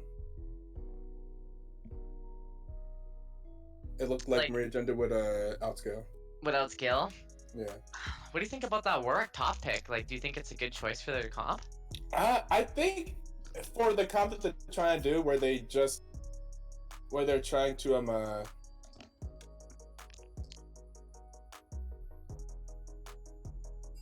I'm about to leave the room here soon because I'm just here to make sure everyone gets their links. You guys see the spectator link in the caster chat, right?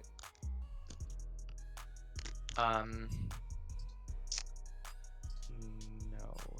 Oh, yes. Never mind. You're good. Pick ban is up.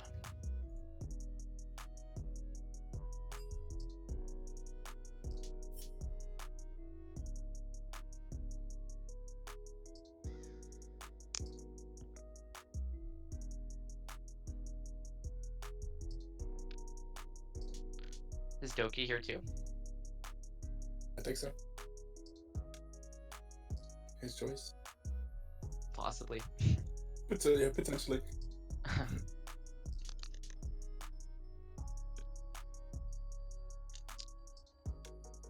I tell you, according to the straw poll in the chat, no one expected Maria's Dungeon to lose that game. Really? Let's see. You know, definitely a hype team, but this best of 3 is gonna show some tints in the armor. Yeah, yeah. You know.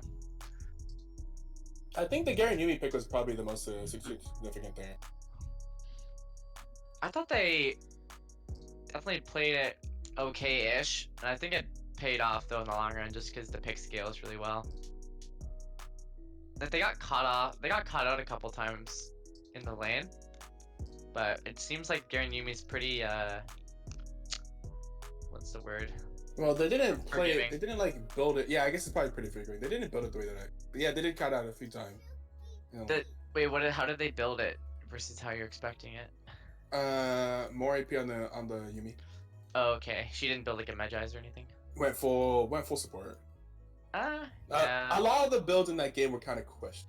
That's a little iffy because the whole point of the Garen Yumi is for the Yumi just to stack as much AP as you could possibly get, and then she doesn't die on the Garen, and then she gives all that AP just to pure adaptive value to that Garen. Yeah, exactly. That's why you pick Garen Yumi, because there's no point in buying support items because you're not buffing the Garen's attack speed or anything. Right, exactly. So that's Athene's is fine though. Athene's is okay. But if she went like Ardent and stuff, that's no bueno. I didn't catch what her full build was, but. And also Redemption's probably pretty mediocre. Yeah, there are a few. Yeah, Redemption was built. Locket actually might be okay, but Yeah, I can see besides Locket. that, I think if I'm playing Yumi, I'm just going Medjai's, Luden's Death Cap. Like. Yeah, exactly. And I think that's what we expect. I think that's also what we saw like whenever it was played at Worlds. You want to hit hard. You want to hit like a truck on wheels. It's your goal. Like if you play well, you do the most damage in the entire game. Let alone your team. Do you have the spec here? Yeah, I'm just watching through stream. Yumi band, Renekton, Talia. So I'll be probably back later, but I might go. You know.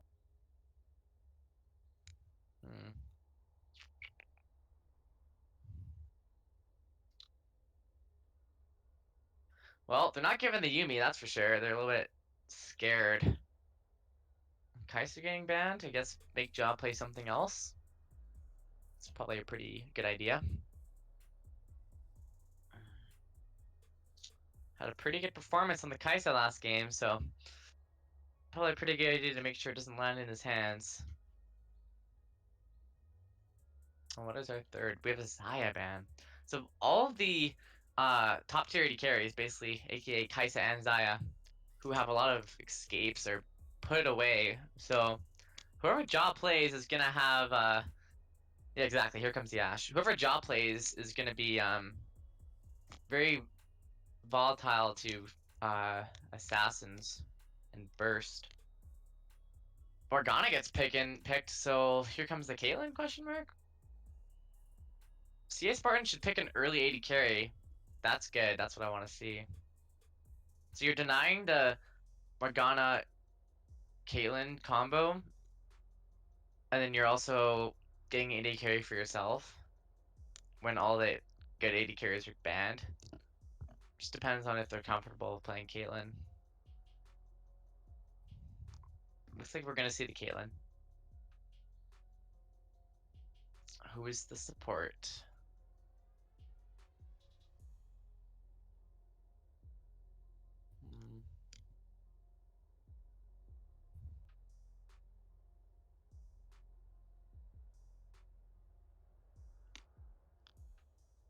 Draven is a good ADC. If you're challenger. Rammus picked away as well. That was a really strong pick last game. It really kind of made Maria's dungeon fear engaging, which is what that Kaisa needed. And we're getting the Ashe. We saw Jaw play a lot of Ashe this season. Actually, Morgana Ashe is something that they've played pretty frequently. Looks like just a nice little comfort pick. A lot of CC too. So CA Spartans needs to be definitely worried about these the catch potential they have. And the third pick, Thresh. Oh, so it's Morgana mid. Okay. Okay. Interesting combo. So we're going for Protect Jaw version 2? Where we do double supports?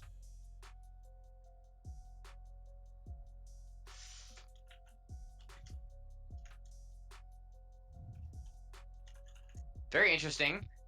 You can really punish Morgana if you know how to punish her properly. You know, Morgana has pretty bad wave clear, but she does have a lot of stuff she can do for supporting her team. So I'll see how Jaw plays this game. Looks like a lot of pressure's on him though. We have an Orianna Rammus combo, which is pretty nice too. That's gonna mess people up. We have the Darius band away. I'm not really too sure what top laners these guys play. I know we had Warwick the last 2 games. We'll see if he goes back to the Warwick. I think CA Spartans is pretty okay with him playing Warwick because had some pretty mixed results so far. But maybe he goes for it again.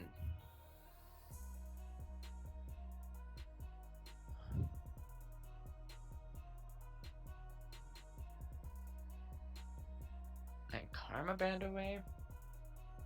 Okay.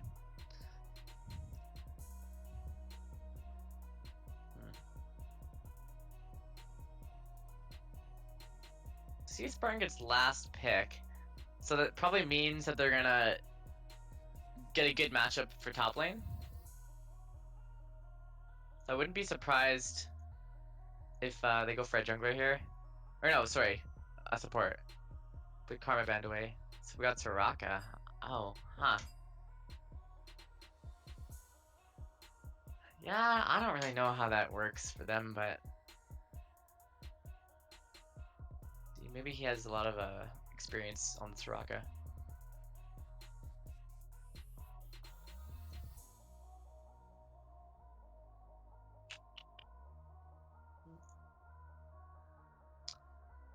With Malphite as a top laner. Wow. Yeah, Empire, I think CA Spartans comp isn't that bad. I think with a good top laner, they have a pretty scary team fight. You know, you got Orianna Shockwave onto the Rammus, which is not bad. And a Malphite could get countered here pretty hard. Well, you could play... I'm sure there's something that you can counter Malphite with. Like a mage. Yeah, we got the rock.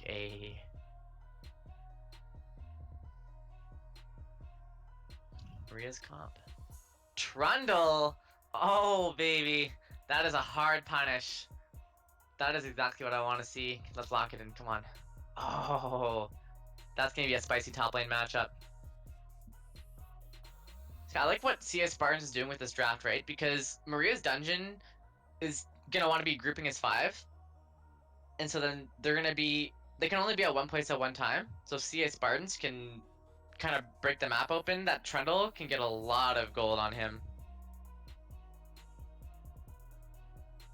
You know, he's been played in like season 6 or season 7 with Iceborne Gauntlet, Ravenous Hydra.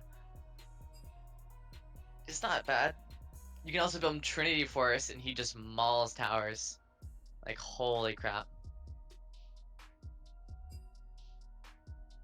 I'm sure he can take a tower in like 5 seconds. Iceborne Gauntlet, Black Cleaver, Wit's End. That could be pretty good. He only needs to deal with the Malphite, so however he wants to do that. He can also go Conquer, and then he doesn't need to build the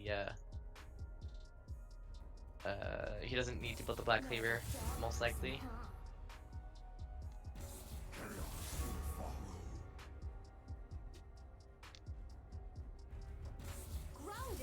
Wait, really? He's a D2 Kalim main? Oh. That opens some possibilities up here. Looks like a lot of the rosters have gotten some pretty significant power increases since the roster shakeups. Yeah, we could definitely be seeing a pretty big game here.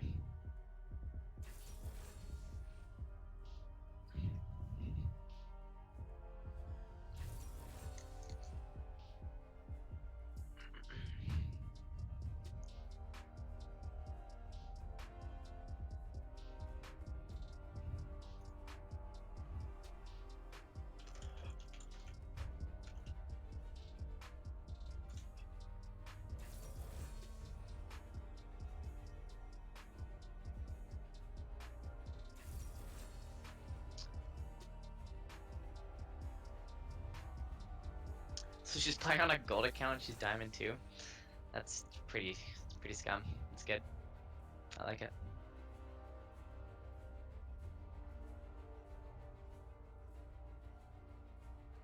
Oh, Black Media LG, right. So actually we haven't seen Black Media LG play since this week, I believe. But he's been on the roster.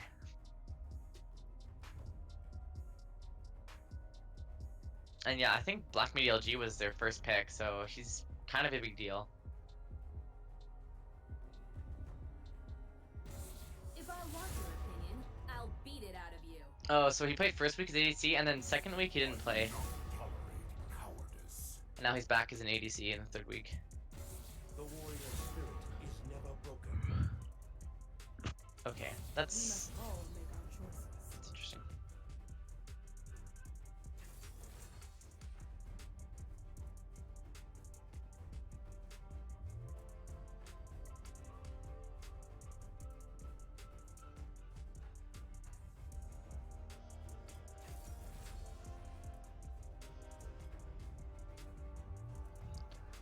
Well, let's get into game number 3 here.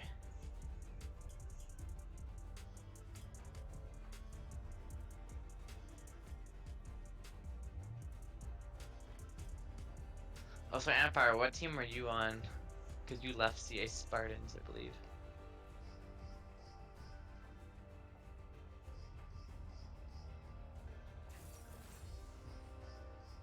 Oh, you're a free agent? Yeah, now the team's like top tier. S tier.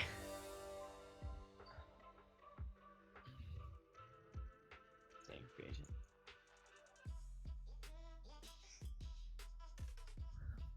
Alright, let's get into this game. I'm excited. Third game. Could go either way. Ja will put the team on his back. Or we're gonna see some new versatility from the CA Spartans. Aw, don't leave BTL.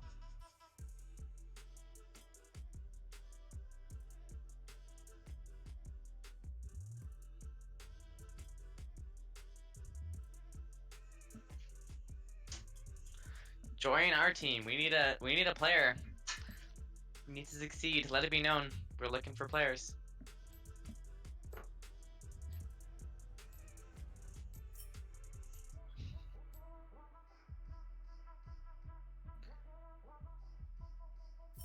Trade a diamond for me?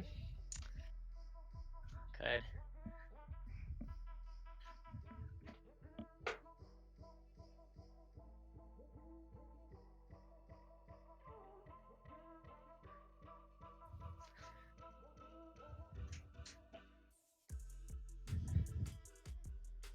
Oh, you are diamond? Okay, good.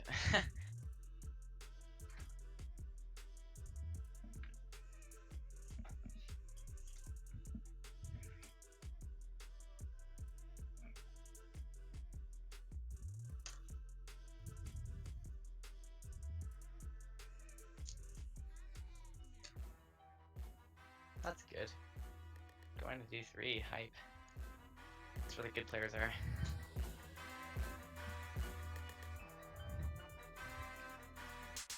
Alrighty, 2 minutes and we're gonna be seeing some epicness. You might notice the Caitlyn to cleanse. That's very smart. I agree with that. It gives us Raka more versatility because she gets to buff her heal. And then, you know, Maria's dungeon is got a lot of single target CC.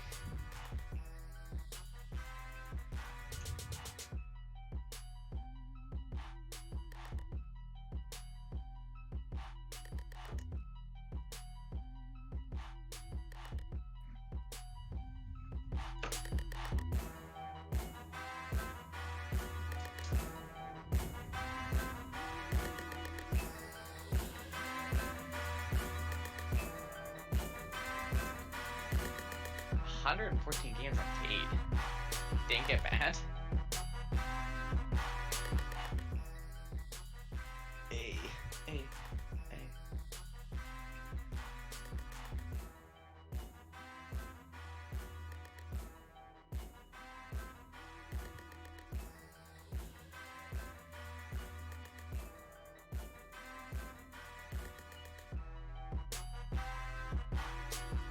Oh, okay, he got banned every game but this game.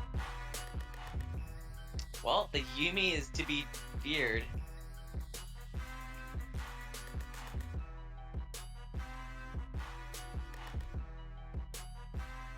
So they had to lose their bans and other more important stuff.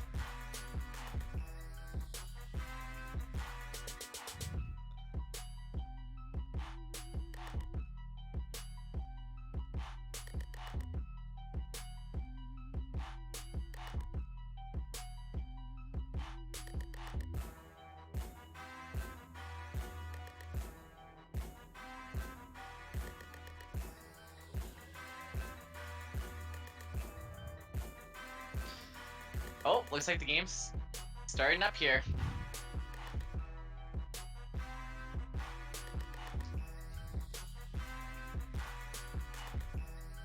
The anticipation is killing us all.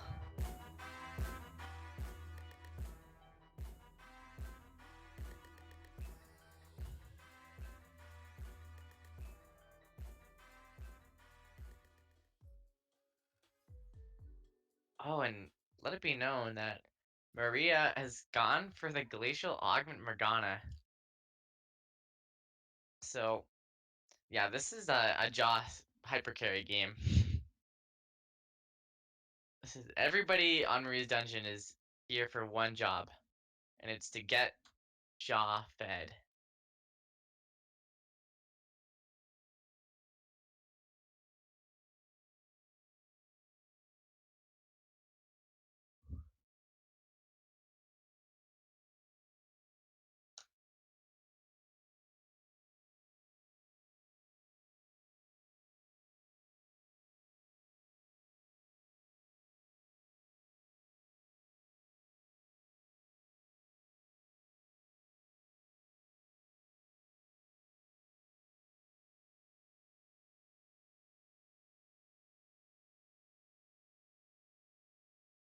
He went Conqueror on the Trundle too. Mad respect. I'm excited to see how this Trundle can pay off.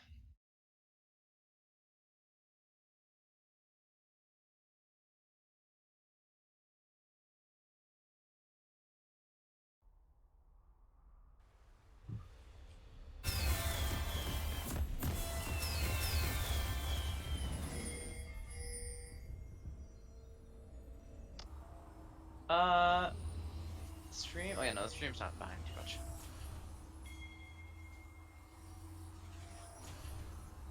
Welcome to Summoner's Rift.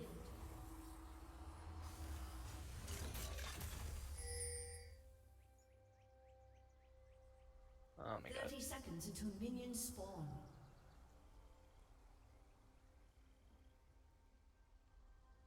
Looks like we're seeing some early aggression here. With the Thresh hook available. Bind is gonna land on the Soraka. Is this first blood? That's Soraka. That's first blood. Over to Jaw. Right where you want the gold to be. Great start from Maria's dungeon. CS Spartans not respecting the early power. Minions have And spawned. CC.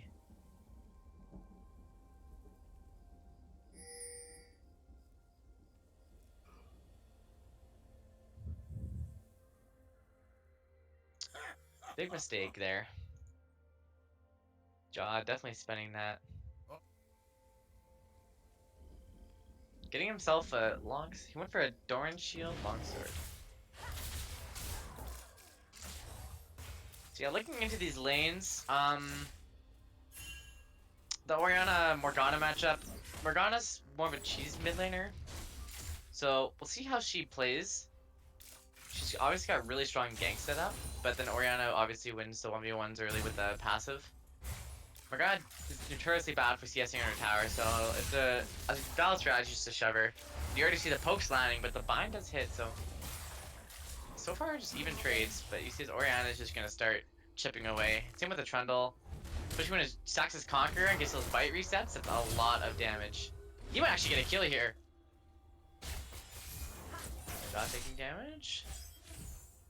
Overall, pretty standard lanes, but the Trundle getting the level 2 spike. It looks for the chomp reset. The junglers are completely parallel right now. So we might be seeing some action in the top side here around the 3-minute mark. Nexus is finishing up red.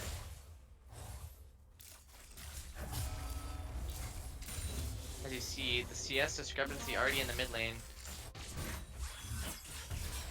Morgana just doesn't really have a way to shove waves or last under tower. It's pretty tragic. And we have a gank coming up top lane on the Trundle. Better be careful. Pillar drops. Beautiful Pillar. Isolating him and the Malphite. Flashes the W. Maria Alexis executes from Krugs. What is going on? No response for the top lane gank whatsoever. The Rammus dies to the Krugs. What is going on here? If that Trundle had the Rammus there, that was an easy 2v2. Big mistake coming out of the Rammus. Double flay lands.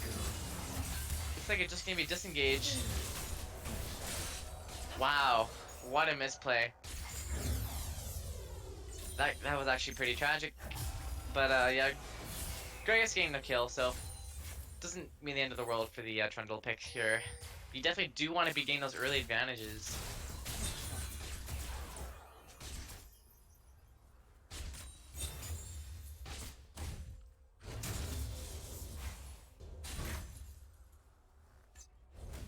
Yeah, definitely unfortunate play by the Rammus. Maybe she had smite up or something. I really didn't quite see all the details there.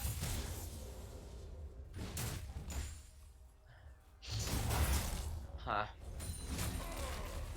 Really, you want those like long extended trades. The pillar ideally gets you the longest trade you can possibly get.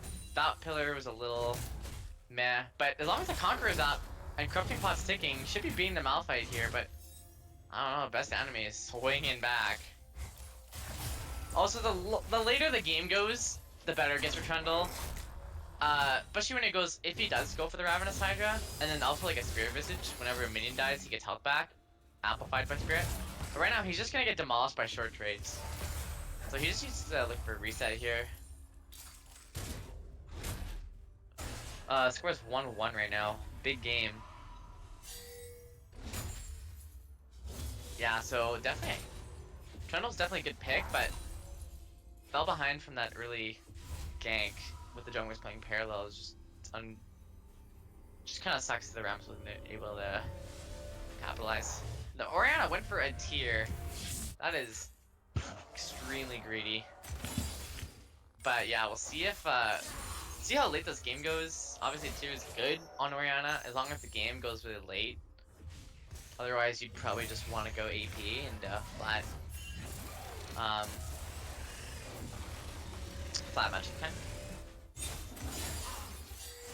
They may need the greed, possibly. I don't see this game needing to go long though. I think either team can close it out in a reliable amount of time. And here comes the Rammus gank, forcing the flash. Flash follow, taunt up, no pillar available. Can the finish happen? No flash on your side. That is going to be an alive Malphite here. Just kind of an awkward gank. Gets a flash out, so Malphite forced to reset without TP. Maybe Trundle can push in.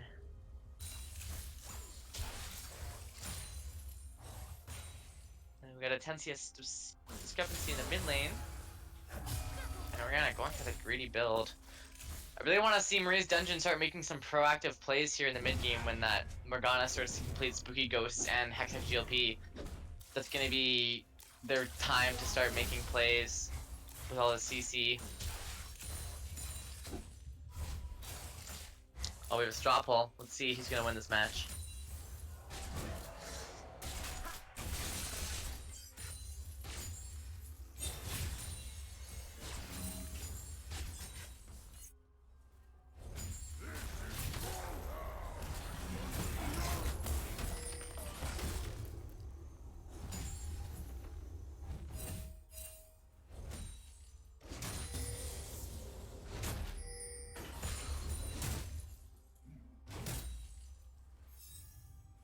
So he had 2 kills going down already. I'm a little bit... Wait, did Rammus? Hang on here. How do we have 2 kills? Oh, right, Soraka died first. I thought for some reason the Rammus kill was up there. You know what? Actually, CE Detonator, aka Black Media, aka Kaylin, has a really good CS lead over Jaws. So we're seeing all lanes sort of getting a nice little CS lead, just without any kills, of course. Going for the Ocean Dragon. Are we gonna see a contest here? Maria's walking mid. We have through river. Sorry. We have Gregus on the outskirts. Looks like they're gonna commit. Gregus over the wall. Throws the explosive cast. No avail. Rammus going down. Gets the aftershock. Taunts up on the Thresh, but the dragon just gets stolen away, and the Soraka is hooked up. That is just a disaster. CA Spartans and the Ash Arrow connects onto the Kaylin, but here's the double Shalfie. Oh my god, Thresh goes down. Jaw flashes to secure the Kaylin. Orianna trying to cut away. Holy crap. Disaster dragon fight for CA Spartans. Perhaps if the Orianna could moved a little earlier, they could have done something there, but here we go on the top side. All pop for Trundle. Malphite's not gonna win that. Can he get a good pillar is the question. Doesn't look like he has it. Mid, Gregus flash. Beautiful flash by the Orianna. Right before the chains are about to stun her up. Exactly what she needed to do there. ult from the Malphite, going for that full commit. Trundle is trying to run away, flashes away. And Orianna just trying to stabilize. Has the CS advantage, but needs to go to base. Carrying 1,500 gold. Also, Black Media is splayed up. Out of position, caught out. Jaw is going for the kill, gonna secure it. And the hook needs to be flashed. Jaw is 4-0 on this Ashe. This is the worst early game start you could ask for of CA Spartans. 3k gold lead. Tower play is going down. I really think that CA Spartans is going to shine in the mid to late game, where they can utilize the side lanes a lot better, or even in the mid game where they can utilize the side lanes. They should be careful not to stop getting caught out here. They've already died 6 times.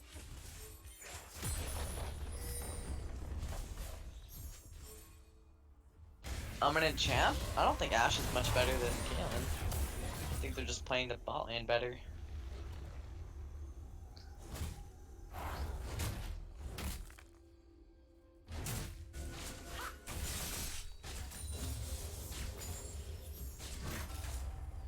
Yeah, Ashe Thresh will lead.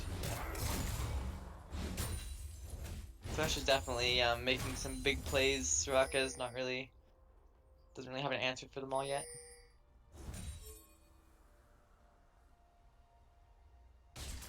They still have what they need to get on the Ashe. Alexis definitely can find ways onto that Ashe, stun her up. Looks like they're gonna go for a bush strat here. Not really too sure what this is because Caitlyn walked out, but Gregus is also in the vicinity. Ram's just gonna recall, but here comes the. Oh. Gregus is looking for a bot lane roam. Maybe they sweep up the bot lane. Yeah, they're gonna try to control vision in the side brushes. Try to capitalize. Here comes the Rammus gank. The Gregus is here to capitalize. Huge explosive cast in the back lane. Soraka is getting one shot. Same with Rammus is next to fall. Huge read by the Gregus there. Knew that Rammus was in the vicinity and just read them like a book. Oh no. Let's change that 4-0 to 6-0. Not what you want to see here in the third game. Maria's dungeon is the most vulnerable. And Skeet is unable to push the advantage on the Trundle in a winning lane. Very unfortunate just from the jungle pressure. Looks like the Gregus is going to be sent up from the Shockwave. Can we get a finish here? W should do it. And we have a kill for Pewmaster going into the jungler. It looks like they're trying to ping forward, but Pewmaster walks away, walks back, goes for the Thresh. Thresh is going to drop shortly, I'm sure. Heal comes out, Thresh drops. Jaw left alone with the Morgana, but the Q zones and creates space. So close. Nice 2-kill pickup for CA Spartans, trying to claw their way back into this game. Where Orianna is almost done to Ludens and with the tier stacked. The tier is already at halfway. So this Orianna is going to start becoming a menace in the mid game.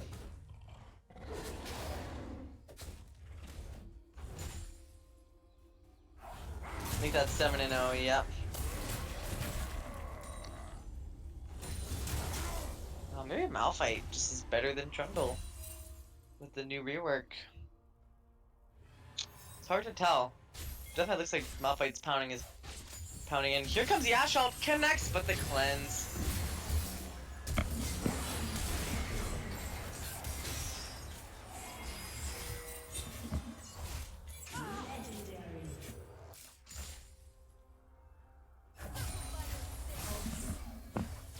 Caitlyn falls.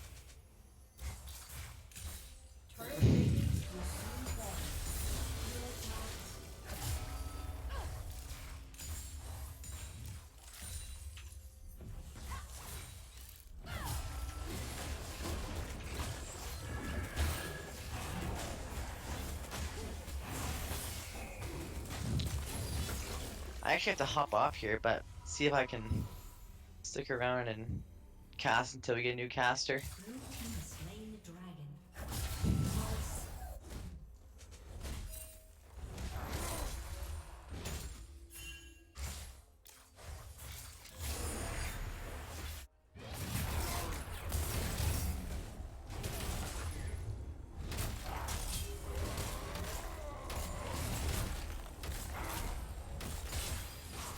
Oh my gosh, that pillar.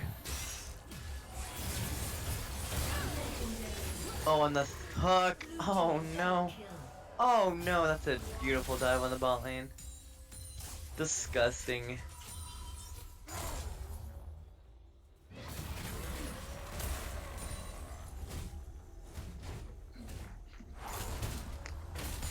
I actually have to run here. Hopefully we can get a new caster. But yeah.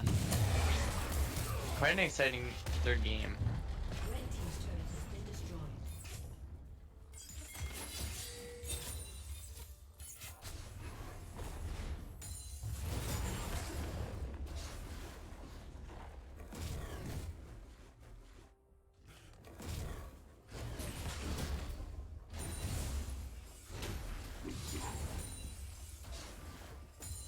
Alrighty, it looks like we should have someone taking over in a couple minutes. Let's just finish this off. Looks like Trundle went down.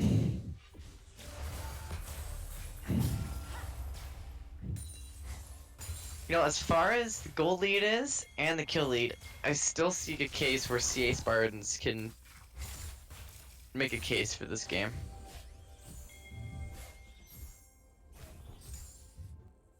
Looks like Rift Herald's the next objective.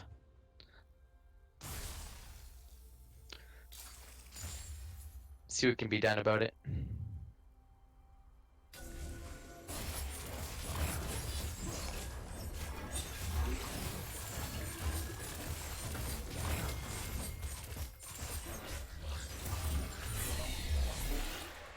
Rift is history.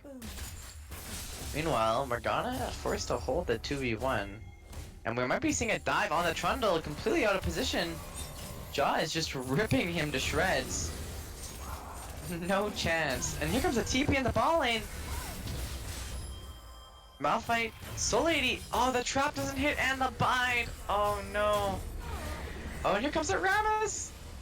Gets the kill. Malphite has no ult. But he might just run down the Soraka here. It looks like it's not gonna happen with the flash. Can they do the 2v1? Taunt it up. Can Alexis run him down? Oh, the Ashe ult! And Malphite's ult comes up last second. And they already had a 3-man shockwave. Takes out Thresh.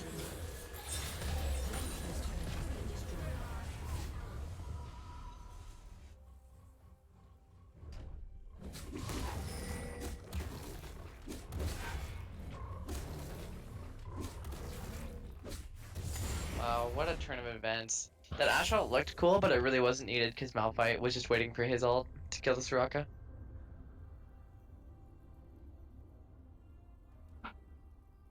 Yeah, Jaw is a monster this game.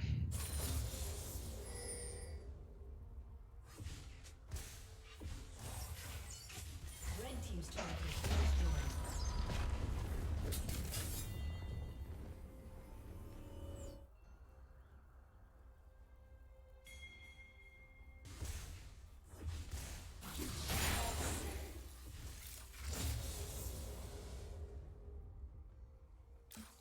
Hey, what's up? Hey, what's up? Thanks for taking over. Yeah, no Ash- problem. I think I should be caught now. Alright, man. Okay. Enjoy your... Yep. Yeah, see you guys.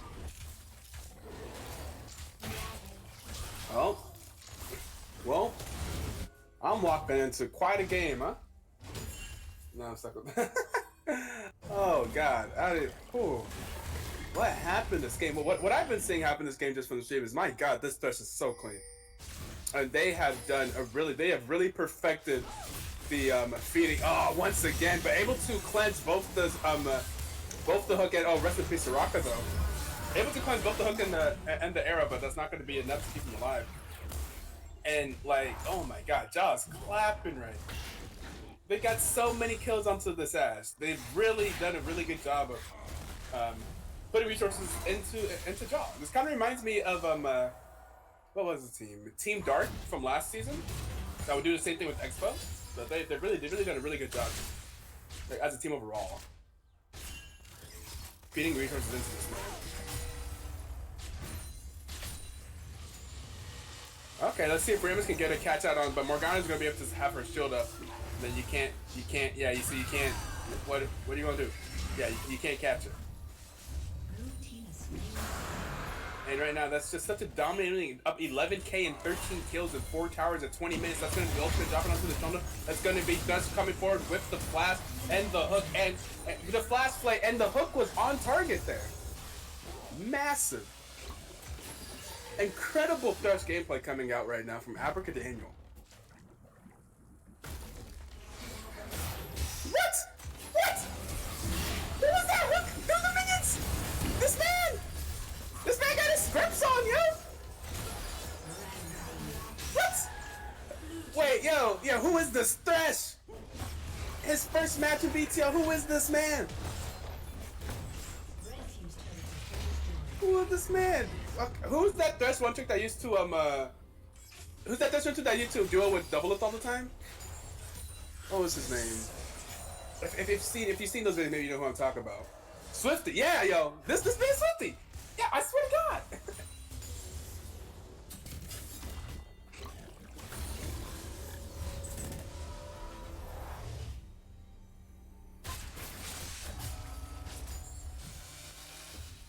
Insane. Cheating. This man comes in this week first as a friend of Mania's, a new sub for Maria's Dungeon in gold, and it's just performing lights out on this Thresh. Had to turn on the scripts this game, yo.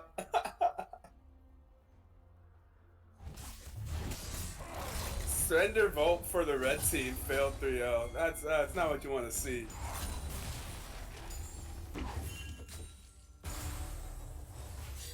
And deserves MVP. This Thresh saving Maria's Dungeon in their match point game. Saving Maria Dungeon from suffering their first match loss of the season. An incredible performance. And now Jaw 16-0. It's funny, like, I'm glad that we can all recognize that. We're not even giving credit. Like, Jaw obviously is playing amazingly on Ash, but this Thresh though is just enabling him to get this far ahead. Look at this. Look at this. Look at all this. This is insane. Now I think just focus on objectives and end this game. Yeah, yeah, exactly. Wait, what? What? They're trolling.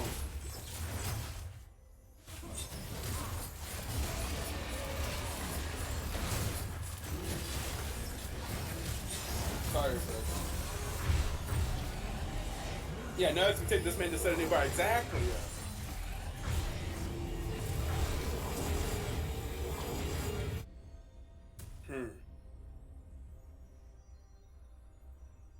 Man, Black Media LG getting his Caitlyn. A summoner Uh-oh. has disconnected. Uh-oh. DC? Good, now it's even. Jaw DC and Caitlyn's like, good, now it's even. Jaw with 17 of their 25 kills. I hope he's not having any There's still hope!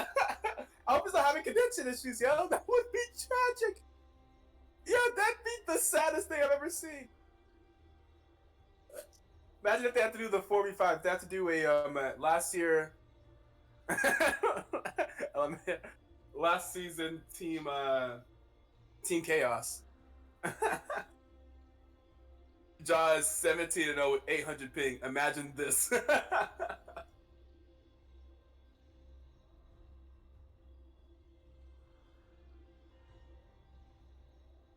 Probably the worst DC. Yeah, there's other people on this team that think that could DC right now. And they'd be like, whatever. We'll be alright. Maria DC's, whatever.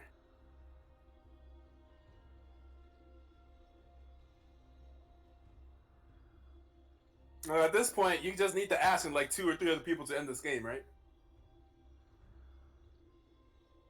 How much gold do they lose with him gone? Ken check that. 14,000. Ash currently has 14,000 gold, which is this is the only person that's even in double digits, by the way, like in the teens. And Caitlyn has 8,000 gold.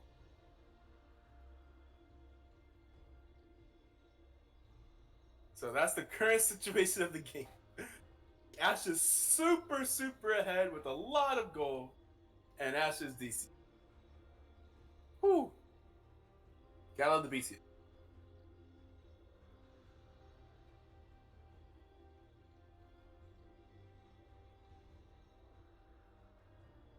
A summoner has reconnected.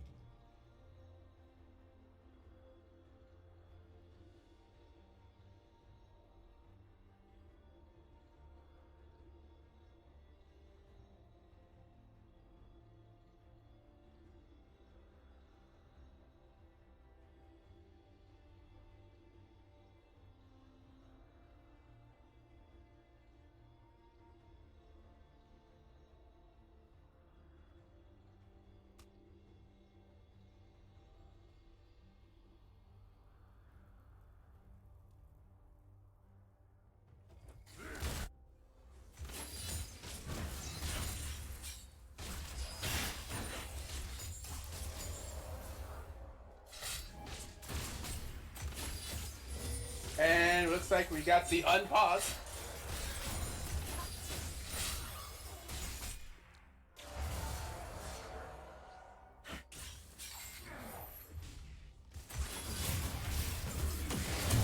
Oh. Oh.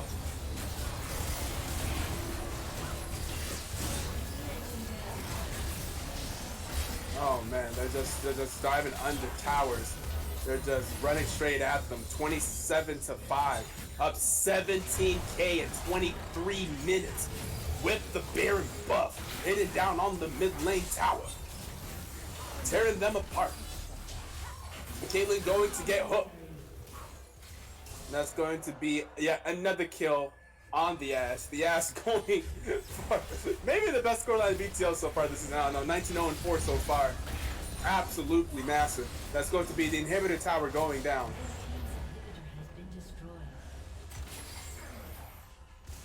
And the inhibitor looks like we're going to see them on the Nexus towers. Maria's Dungeon, 28-5. Massive game so far. There goes another hook by the Thresh.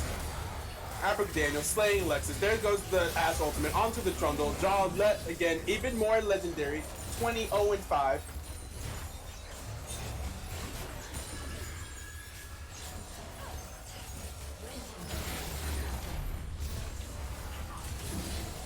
I wasn't even looking whenever it got him paused, to be honest. And that's going to be both Nexus towers going down.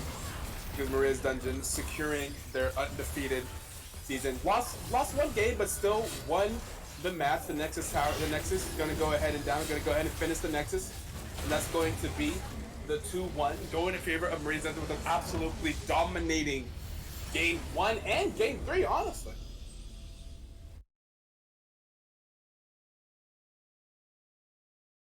Oh boy. I actually thought we were going to have quite a bit of time between this game and the next series, but we don't really. As the next series was set to start at 7 p.m. EST. If you look at your clocks, that's really soon. Oh god, can I load out this game?